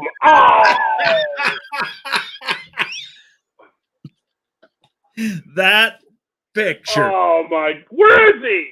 He left. He left, apparently. Oh my God! I didn't kick him out. He left. That was funny. my God. we're gonna be on Mr. Will's shit list again. Yeah, now he's gonna come after me. Fuck him. He ain't got the balls. Oh, Yeah. he's like we were talking the other night. He's that damn chihuahua. Yeah, I mean, I don't know. I don't get it. It's completely, totally obsessed over a lot of that stuff. I mean, if he feels that way about one person, hell, I probably feel that way about 1,000 people. I know, right? Yeah, fucking just go on and forget about it. Yeah, You but know? we got better things to do and hang out with our friends and do our things on our Yeah, channels yeah, than sit here and stew on hating one guy. yeah, It's just dumb. yeah. I don't I don't get it. You know? I mean, whatever. You know, each to his own, but I don't fucking get any of that shit. You know? It's a waste of energy. Yeah, can you imagine if he put that energy into building something cool? Yeah. Instead of that. But I don't know why. I don't know what the meaning. I mean, I'm not. I have no clue. I'm not even going to try to figure it out. I don't care. If that's what you want to do, then change the name of your YouTube page to John Warble Sucks. And you know what I mean? Right. I mean, what the hell? You know what it reminds me of? High school. The never Trumpers. Yeah. You could talk to them till you're blue in the face. They're like, they'll pay $20 a gallon for gas as long as Trump is not the president. Yeah. It really does remind me of that. Oh, you're right. That's actually a really good comparison right there. Yeah. The world's on fire. There's millions and millions of people coming over the border. And you know what I tell my libtard buds? Well, they're not buds, but I go, these people coming across the border are not here to replace me. They'll never get my vote. They're here to replace you. Right. All these black fellas in Chicago screaming, "We want Trump! We want Trump!" because they push them people out. Right. There's more people that come across the border, illegal aliens. They want straight to Chicago. It's a safe scenario city. And what a effing shame that is. Yeah, well, Chicago's got one of them libtard governors. He's a libtard times 5. He really is, And now, I mean, we're really close to Chicago. I could be to Sears Tower in 50 minutes. There's more the hot dog. There is so much crime in Indiana, because Indiana's right next to it. Right. And every time they catch these people, they're like, we don't know who they are because they're undocumented. Well, at least that's their term. They're illegal aliens. Yeah. Yeah, they're undocumented. Right. Yeah, I love their bullshit terminologies. I don't know. I can't figure out how they think. I just can't get my head that far up my ass, I guess. Those people that they're letting in are there to replace the people they can't get to vote for them no more. Exactly. That's all they are. That's why they push for allowing these non-citizens to make it legal for them to vote. Yeah. And because of course they're going to vote for them because they let their asses be here. They're ballot stuffers. Yeah, exactly. They're going to put up ballot boxes like they did for the COVID, and they're going to have these fucking people just stuffing the boxes with ballot. So I don't know. I can't get too political because I will get really mad. Yeah, that's what happens. I love this country, and I start down that rabbit hole and I come out with high blood pressure. I'm just like you. I know. I hate it. I do not take my liberty for granted. Nope. So Nope. And they do, and that's the problem. Yeah, they don't want liberty. They want power. They Mm-hmm. want to stay in office, and then they want to control you. They want to tell you what kind of car to drive. They want to tell you how to use your shower. Did I see that they were trying to get rid of gas stoves or something here? No, that was a Biden thing last year. Yeah. They were trying to outlaw gas stoves. Yeah. Nikki Haley's she's a rhino. Yeah. She really is. Mm-hmm. So There's a lot hey, of them. have you been making any videos lately, dude? Who, me? Yeah. Yeah, a couple shorts here and there, but no, not really. How many people you got in the chat? Let's see. There's 20 in here right now. All right. I want to ask them a question. When do you feel it's the best time to release your videos? I know a lot of people do it on Sunday at 6 p.m. Some people do it on Wednesdays as a big day.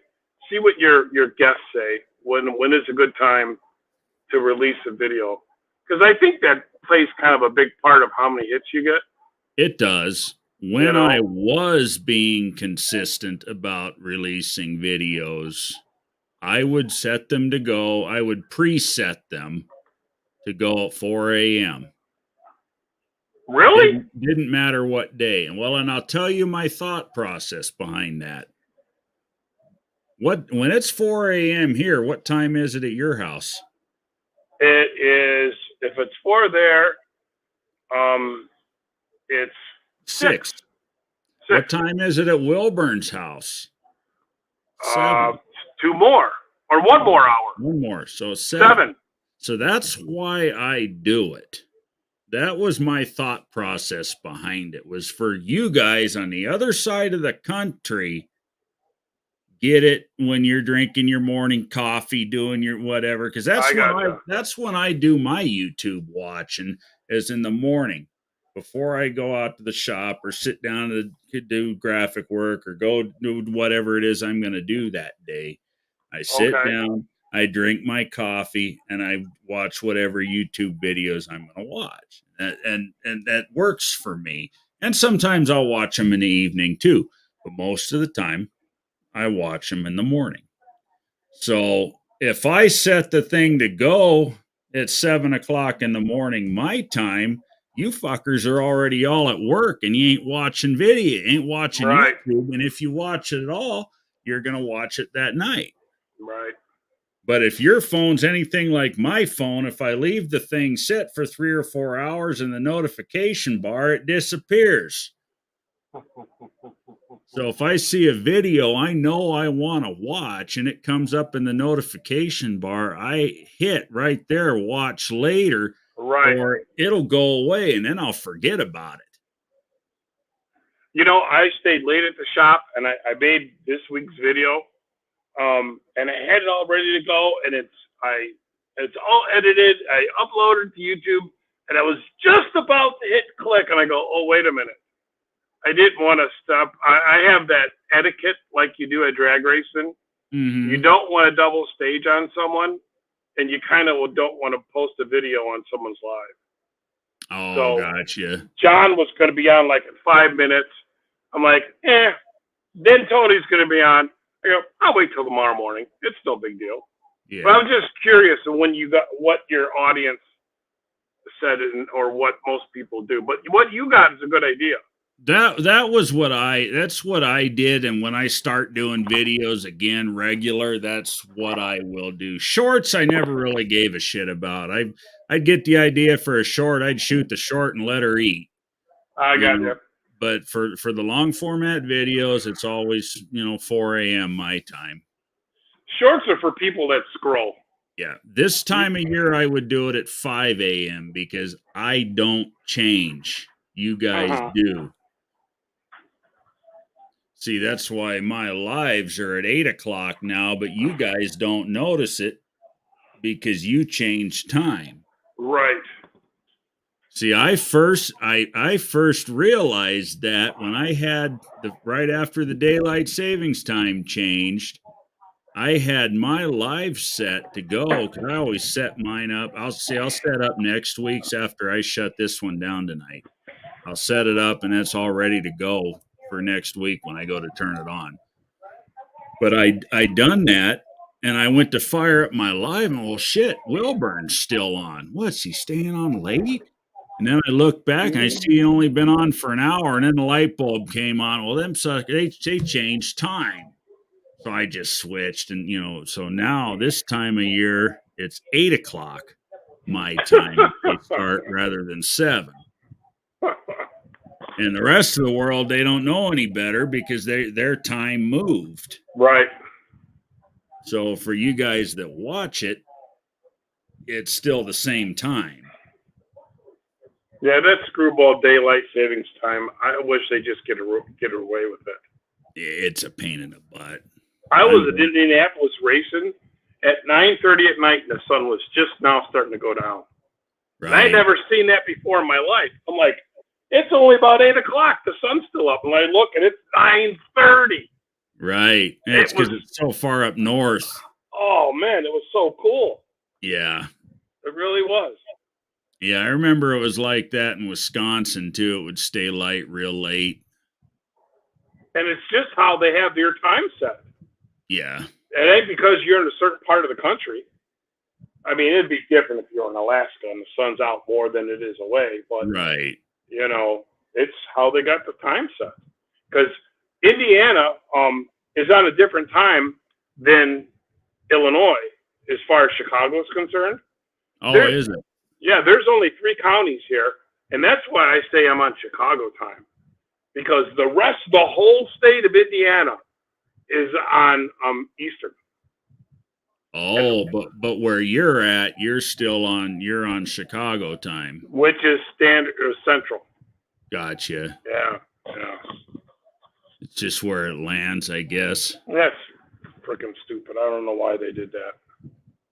I don't see them helping the farmers at all because it gets dark out, and I come home and it's still dark out. Those guys are out there bringing the corn in at 10:00 at night when it's pitch black. Right. You can see them out there with all their, their new lights and everything on their tractors out there pulling in the corn. So to get some of your answers here, Colleen Tebow says, I'm Eastern. I do not watch before work, but I watch during lunch. 11:45, 12:30, and after work at 4:30. Scott says he puts them up whenever he gets them made, any random time. So those are the only 2 answers we got. What did Dougie put down? What did Doug put on? C2 Cheetah are awesome of OG Grand Sports. Where Tom wouldn't stop racing. He's funny. He's fun to hang around. That dude went and left a signed potato on my doorstep at CRT. Dougster? Yeah. He's the one that did that? I heard about that. Yes, that was him. I didn't know it was Dougster that did it, though. That's funny. I heard about it. I come in and Lucas goes, someone left you a potato at the door. I said, what? And I'm like, this had to roll off a truck or something.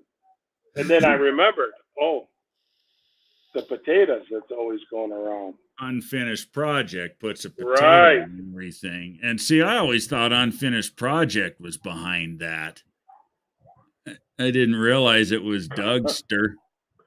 I come to realize that Unfinished Project is in the Witness Protection Program. Think so. Yeah, no one knows who he is, what he looks. What's his first name?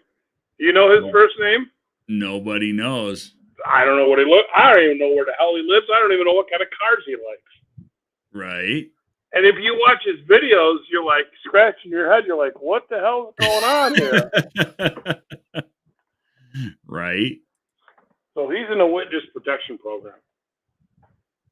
John Wilburn says, I hit Central Time at mile marker 340 on I-81 in Tennessee or right before I get to Copes. Wilburn knows who he is. Southern Juju says he tries to post his videos out in the evening just when I'm able to get him out between 4 and 6. See, the other reason I'll schedule mine ahead of time, I'll put it up the night before or whatever and have it going early in the morning, is I do all my videos in 4K. You guys know that. They're all high resolution stuff. Mm-hmm. YouTube takes frickin' forever to process that shit. Yeah.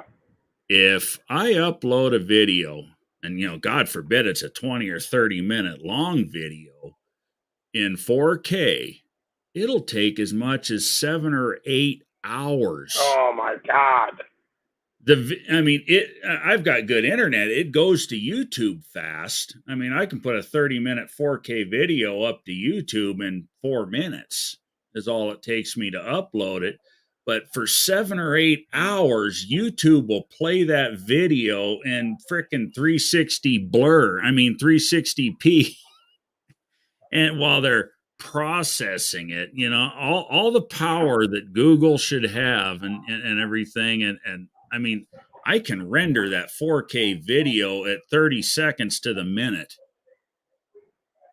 So what I mean by that is, when you render the video on your computer, when you make it, it will do 4K 60 frame per second video. It takes 30 seconds per minute of video to render that video. And yet it takes YouTube 8 frickin' hours to be able to display that same video that took me 15 minutes to build. Yeah, and you're doing it at 4 in the morning when the traffic should be low. Oh, it doesn't matter what time of day. I got a cable hard line to the house. We're out in the sticks. But that is one thing that we do have that's good here. The electricity is relatively stable, and the cable. I've got a hardline cable internet that's fast and reliable. Do you guys get your water from the Hoover Dam? Some of it, maybe. Some or of do it. You or do you have a well? Well, we had a well. I haul my water in a water truck. You're kidding me? No. So you have a holding tank at your home? Yeah, I got a 2,600 gallon tank here at the house. There are 2 wells on this property, the deepest of which is 285 feet deep, that several years ago, when my mother-in-law was still alive, this was her place, Rebecca's mom and dad. When they were still alive, they built a big subdivision 3 or 4 miles up the road, and the developers punched several deep wells, high output, to feed this housing development. And lo and behold, all the damn wells around here started drying up. Oh, really? Yeah. The neighbor across the street, he's a retired sheriff. Really good guy. He's cool. But he repunched another well. He had to go 400 feet. So how often do you have to get water? Once a month, roughly. Yeah, and that's no big deal? It's not. Well, it could be, but I have friends. I mean, there's companies that have water trucks that'll haul it. They charge about $135 a load to bring you a load of water. And we were doing that at first. And then my buddy says, I've got a water truck. Why the hell are you paying this guy? Because I've got the CDL, the tanker endorsement. I'm completely legit to drive that water truck. He's all, dude, just take the fucking water truck. He gets mad at me when I put fuel in the thing. And it's like, dude, I'm not going to use your truck and at least not put fuel in it. Plus, how much does the truck hold? 2,500. No shit. Yeah, 2,500 gallons. It's just a single axle. They make them that hold 4,000, So is 6,000. the water that you get, is that well water, or does that come from the City. Hoover Dam? Well, it begins as well water, but it's Okay. city water. It's gone through a city treatment. I got you. I go to the next town over from us is Chino Valley, and they've actually got I have an account with them. I put a credit card on there and I pay $6 and what the hell is it? $6.60 per 1,000 gallons of water. Okay. So, and I usually throw $20 worth of diesel in his truck, even though he gets mad at me for doing it. But I ain't like that. Yeah, So, same here. Yeah. it costs me $30 a month. It takes an hour out of my day.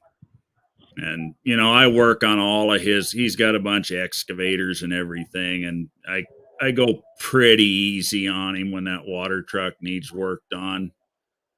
If I charge him anything, it's not much. Right. Yeah. It's kind of a, one hand washes the other, dude. That's right. a great system of working with people. He's kind enough to let me use the damn thing. He's got plenty of other shit that I can profit off of. Yeah. He's got 3 or 4 excavators, Gannon tractors, loaders, nice skid steers. Yeah, shit. I had the engine out of in fact, I think I had some footage on that on the channel last year. I had to pull the engine out of a skid steer last year for him. They never wash it. And being a dirt machine all the time and those skid steers, the Bobcat type deals. Yeah. His are John Deere's, but they've got that belly pan under them. Well, it got full of dirt and it wore a hole in the oil pan. The engine oil pan. No kidding. Yeah, and because of the way the machine's made, you can't get the oil pan off because the whole bottom of the machine is solid. They have an access panel. You take off 2 bolts that's made out of 3/8 plate, no less, but that you get at, to drain, to do an oil change on the thing and stuff. But yeah, I had to pull the engine out of that damn thing. They put emissions crap on those. It's a diesel though, ain't it? It is a diesel. It's a little Yanmar 4-cylinder diesel engine. But Yeah. that son of a bitch has a DPF after treatment system on it. I couldn't believe it. That's another thing they want to do is take away our 2-cycle weed whackers. Oh, yeah. Oh, hell, a lot of lakes have outlawed 2-cycle outboard engines on boats. Really? Yeah, well, around here, that shit, well, that shit starts in California and then it filters east, and we're the first batch of poor bastards that gets it. Arizona's really turned into a suburb of California anymore. No kidding. It's gotten bad. I mean, I hate to even say this out loud, but we're a blue fucking state now. Wow. Never used to be. I mean, this part where we're at, the people are not. Dude, it's like that in every state. They're like us, but Arizona as a whole was like 80-90% red. And this year it went blue all the fucking way. We got a damn Democrat governor. We got damn Democrat senators. And they're screwing everything up. Illinois, which is a terrible place to live. I lived there my whole life until 2001, is really a red state except for Springfield and Chicago. Yeah. Because the rest of it's all farmland. Yeah. And those farmers, they're not libtards. No. Anywhere you put a big city, you're going to have that crap. And that ruins it for everybody. Yeah. Well, it's because of the population density. Right. Hell, even California, if you take that entire big ass state, the LA County, is where all the Democrats are. And it overruns the whole state. And to think that was a state governed by Ronald Reagan. Yeah. Two consecutive, Yeah. terms. Unbelievable. Right? Hell, New York City is what's wrong with New York. One little speck. Yeah. The rest of the state's beautiful. Right.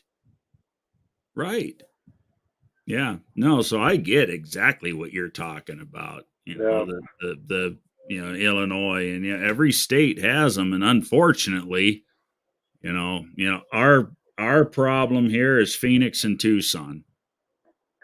Yeah, We've got and if you major ever cities that are very liberal, and Flagstaff has gotten really bad too.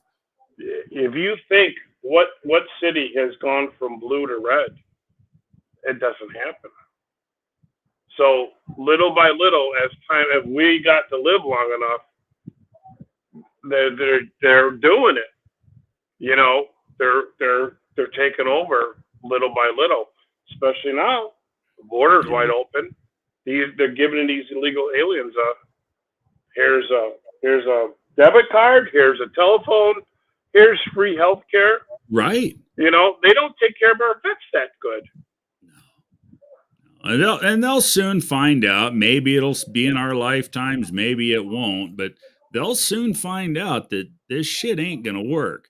When you've got everybody on the government tit, which is what they want, the government's gonna collapse. Yeah, because there's nothing more to give out when nobody's giving in. There's books that were written about that.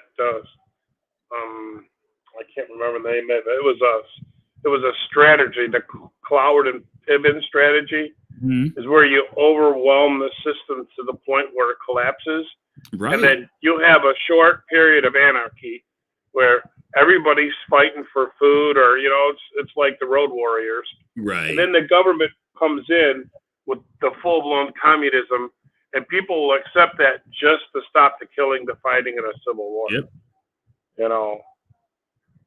I don't know. Yep. History will repeat itself.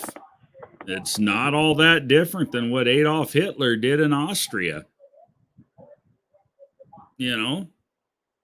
It's promise them the world, get their votes, and then bend them over.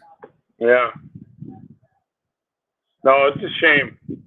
It really is. And it's all... I'm totally disgusted by it. Yeah. And people that are like, well, I don't, like I said, like, well, gas could be $25 a gallon, and the cities can burn to the end, and the whole country is going to be speaking Guatemala or whatever country you look at these dudes coming across the border. Nikki Haley said, their families. You look at those videos, they're all men with no family, and they're all the age of a war fighting dude. Right. You're 18 to 30, kind of like a thing. Sure. That's fucked.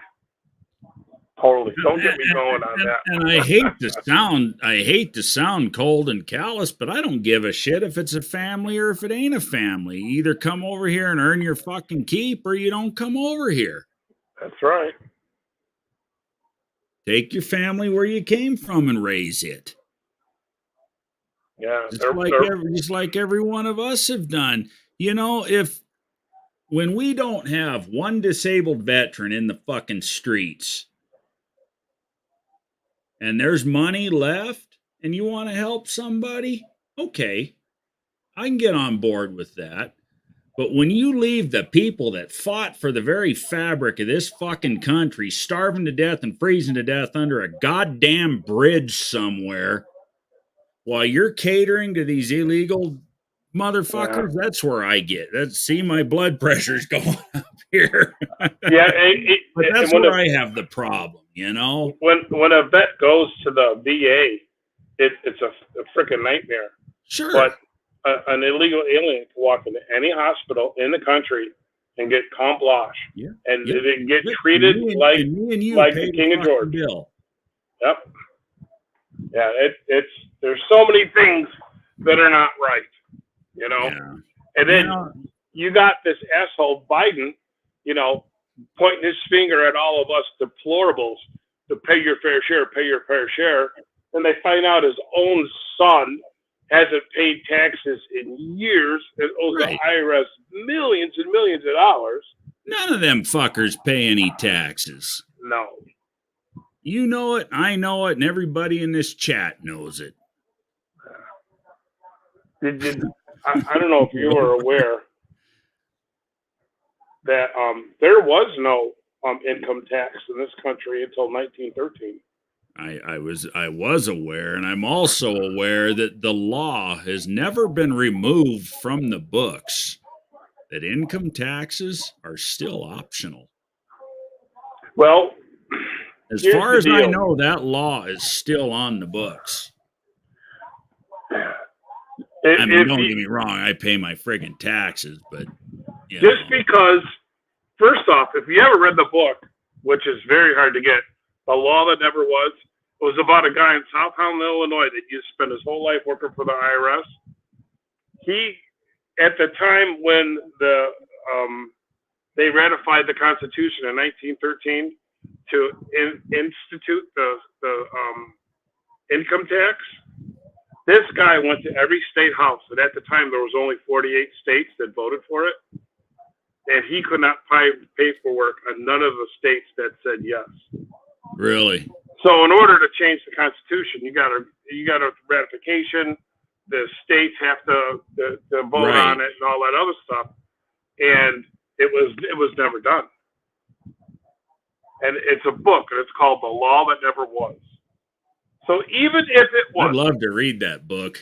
even if all 48 states at that time in 1913 said, yeah, okay, we'll go for income tax, it's still completely and totally unconstitutional, because the Constitution is a rule book for the government of what you can't do to us, right? Not what you can. Well, and these taxing a man's labor is taxing his life. It's no different than being a slave. Right. Well, these assholes we got in office these days, they wipe their ass with the Constitution. We watch it day in and day out. It means nothing to them. No. But every man, woman, and child, or whatever, or whoever, from the time this country was born on 1776 till 1913, they kept every single dime that they made. Right. Could you imagine doing that today? I sure we'd all be never rich. Succeed. Yeah. We'd all be rich. What is Wilburn saying here? Nikki Haley is a Democrat stooge. I'll write in Trump before I vote for her. Is she from Virginia? No way in hell I'd vote for her. No. Here's what I want to know. How does a 20-year-old retired E7 gunnery sergeant wind up living in an old apartment house?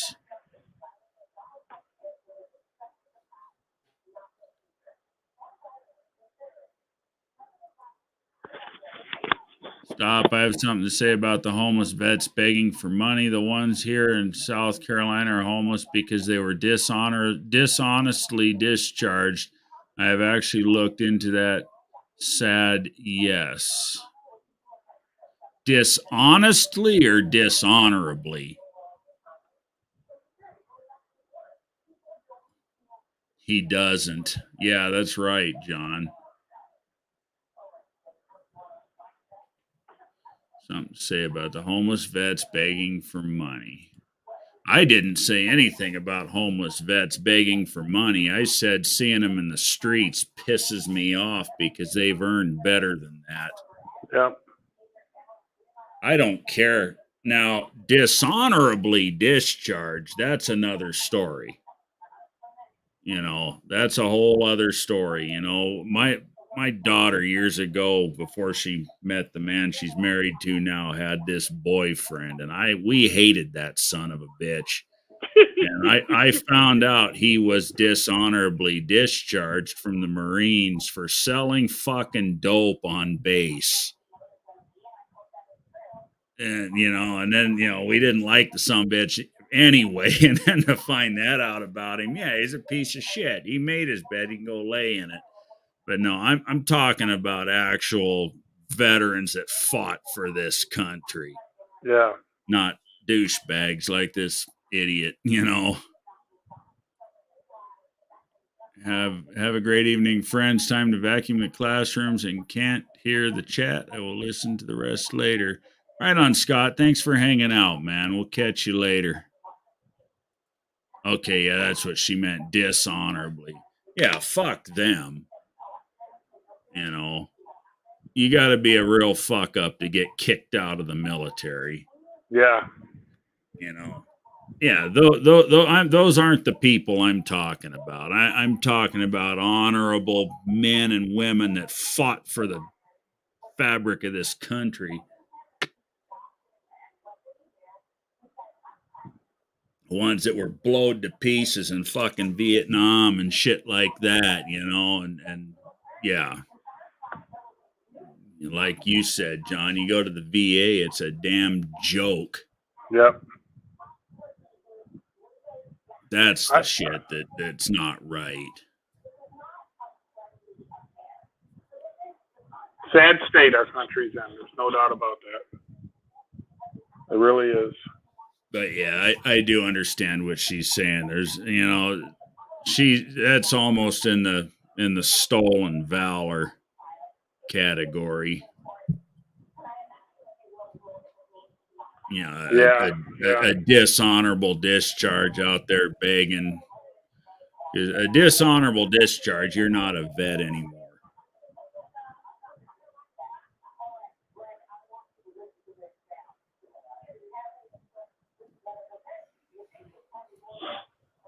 That's something else that boils my blood is these assholes that lie, say they were something they're not. Like the president of Harvard that got fired. Yeah. Man, Al Sharpton's all in uproar, though. Oh, man. Dad always said there was the VA, and then there were the places with real doctors. Yeah, right. The worst part is that Trump can only prolong the commies from the takeover, and he's the only one. I don't think he's the only one, but I think he's the only feasible gateway. When I don't know if you heard it or not, Tony, he's trying to book, what is that big stadium in New York City? Madison Square Garden. Trump is? Yeah. For a rally or what? Yep. Nice. Right in the middle of Libtard City. Nice. I've been to one of his rallies. Really? Yeah. No kidding. Yeah, back in 2020. It was before the 2020 election, guy. It was when he was up for re-election. But yeah, he was right here in I was living in Casa Grande, Florence. Mm-hmm. And it was about 40 miles from the house. No kidding. Not this house where I was living at the time, but yeah. No, I went to a Trump rally, and it was a big bad place and standing room only. I mean, you were like this, with your buddy next to you. I mean, it was packed. I've never not seen any rally of his not being packed. Right. But yeah, no, I've actually been to one in person, and I'd do it again in a heartbeat. It was great. I've got some video somewhere. I should put it up.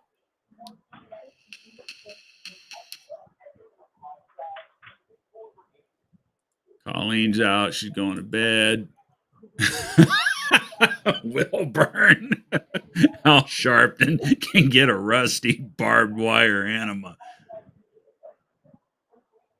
and drive it home with a running chainsaw. Good night, BNR.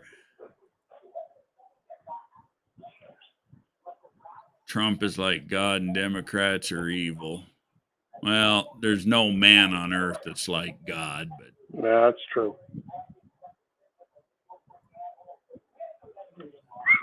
he's not wrong about the Democrats being evil. Oh yeah, Mama had a birthday the other day, didn't she? She did. She turned the big 6-0. Nice.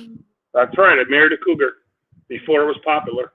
My mother's birthday, she's not alive anymore, but my mother's birthday was the 4th of January.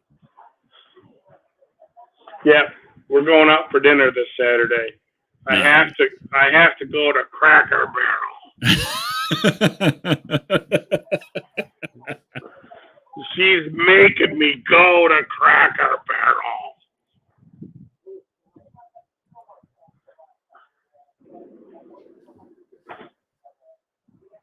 Saw and met the Secret Service guy who choke slammed the photographer. I took a good video of it. Nice.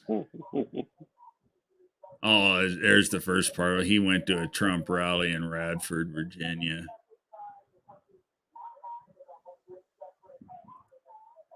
So what are you going to have at Cracker Barrel, John? Well, I've been doing the carnivore thing, the carnivore diet. Mm-hmm. And you know, if you do that, there's no pizza. There's no spaghetti. Right. Right. So I've been like, for today at lunch, we went to Culver's and I had two hamburger patties and a roasted chicken breast. And I tell you, it's, you know, I don't know how much I've lost, but it really does take away the carbs, you know, because the carbs are addiction. Right. You know, which is sugar. You eat pasta, chips, crackers, whatever. It all turns to glucose. Yeah. And it turns into sugar. And then your insulin spikes. And your insulin, all it does is make you want to eat more. Mm-hmm. You know? So I've been finding out by doing this. And I've been on and off it before, you know?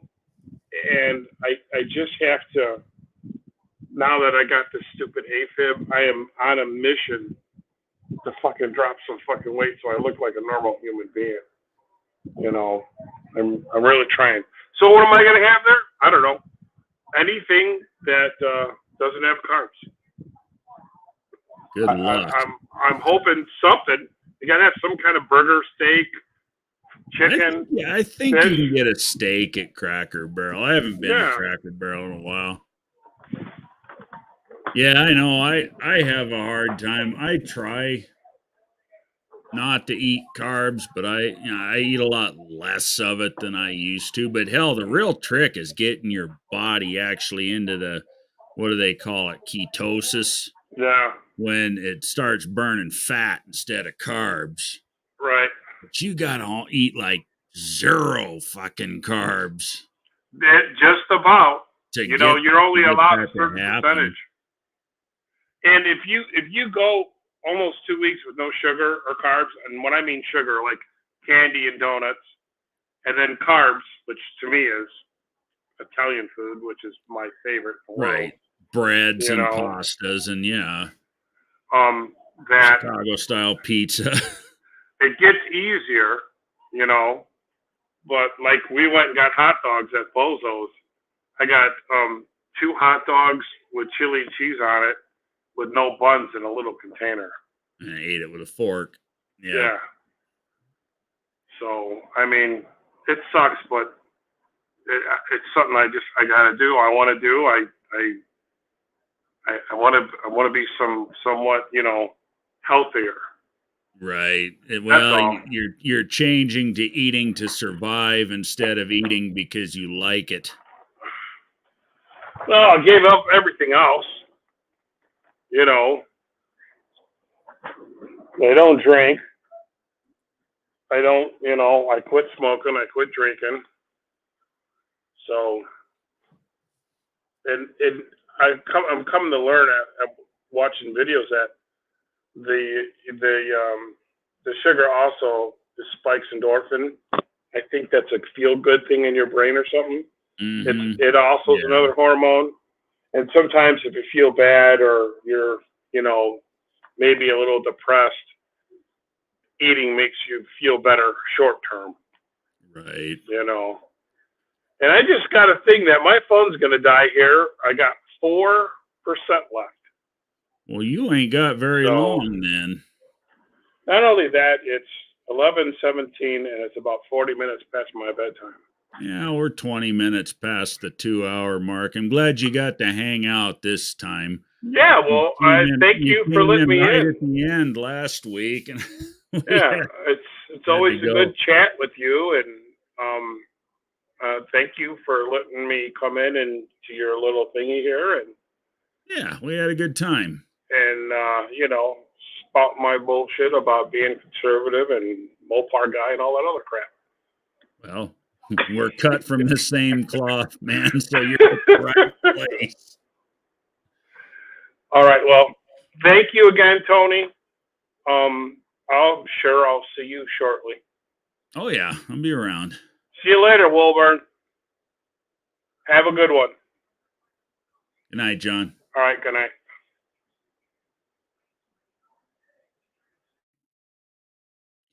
Well, that was a nice hangout tonight.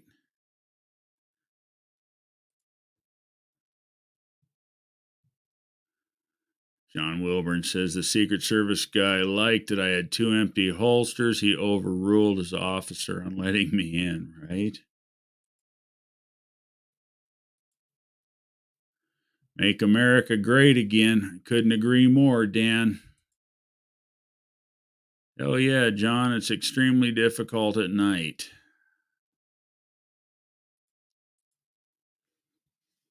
Anyway, guys, we're at the 2 hour and 21-minute mark. We had a good hangout. I appreciate everybody in the chat. Appreciate Mr. Cope coming in and Two Hacks Jeff before him and everybody in the chat that hung out with us tonight. I think with that, I'm going to shut her down and we'll see y'all next week. Same time, same place. We'll be here. Have a good weekend, everyone. Later.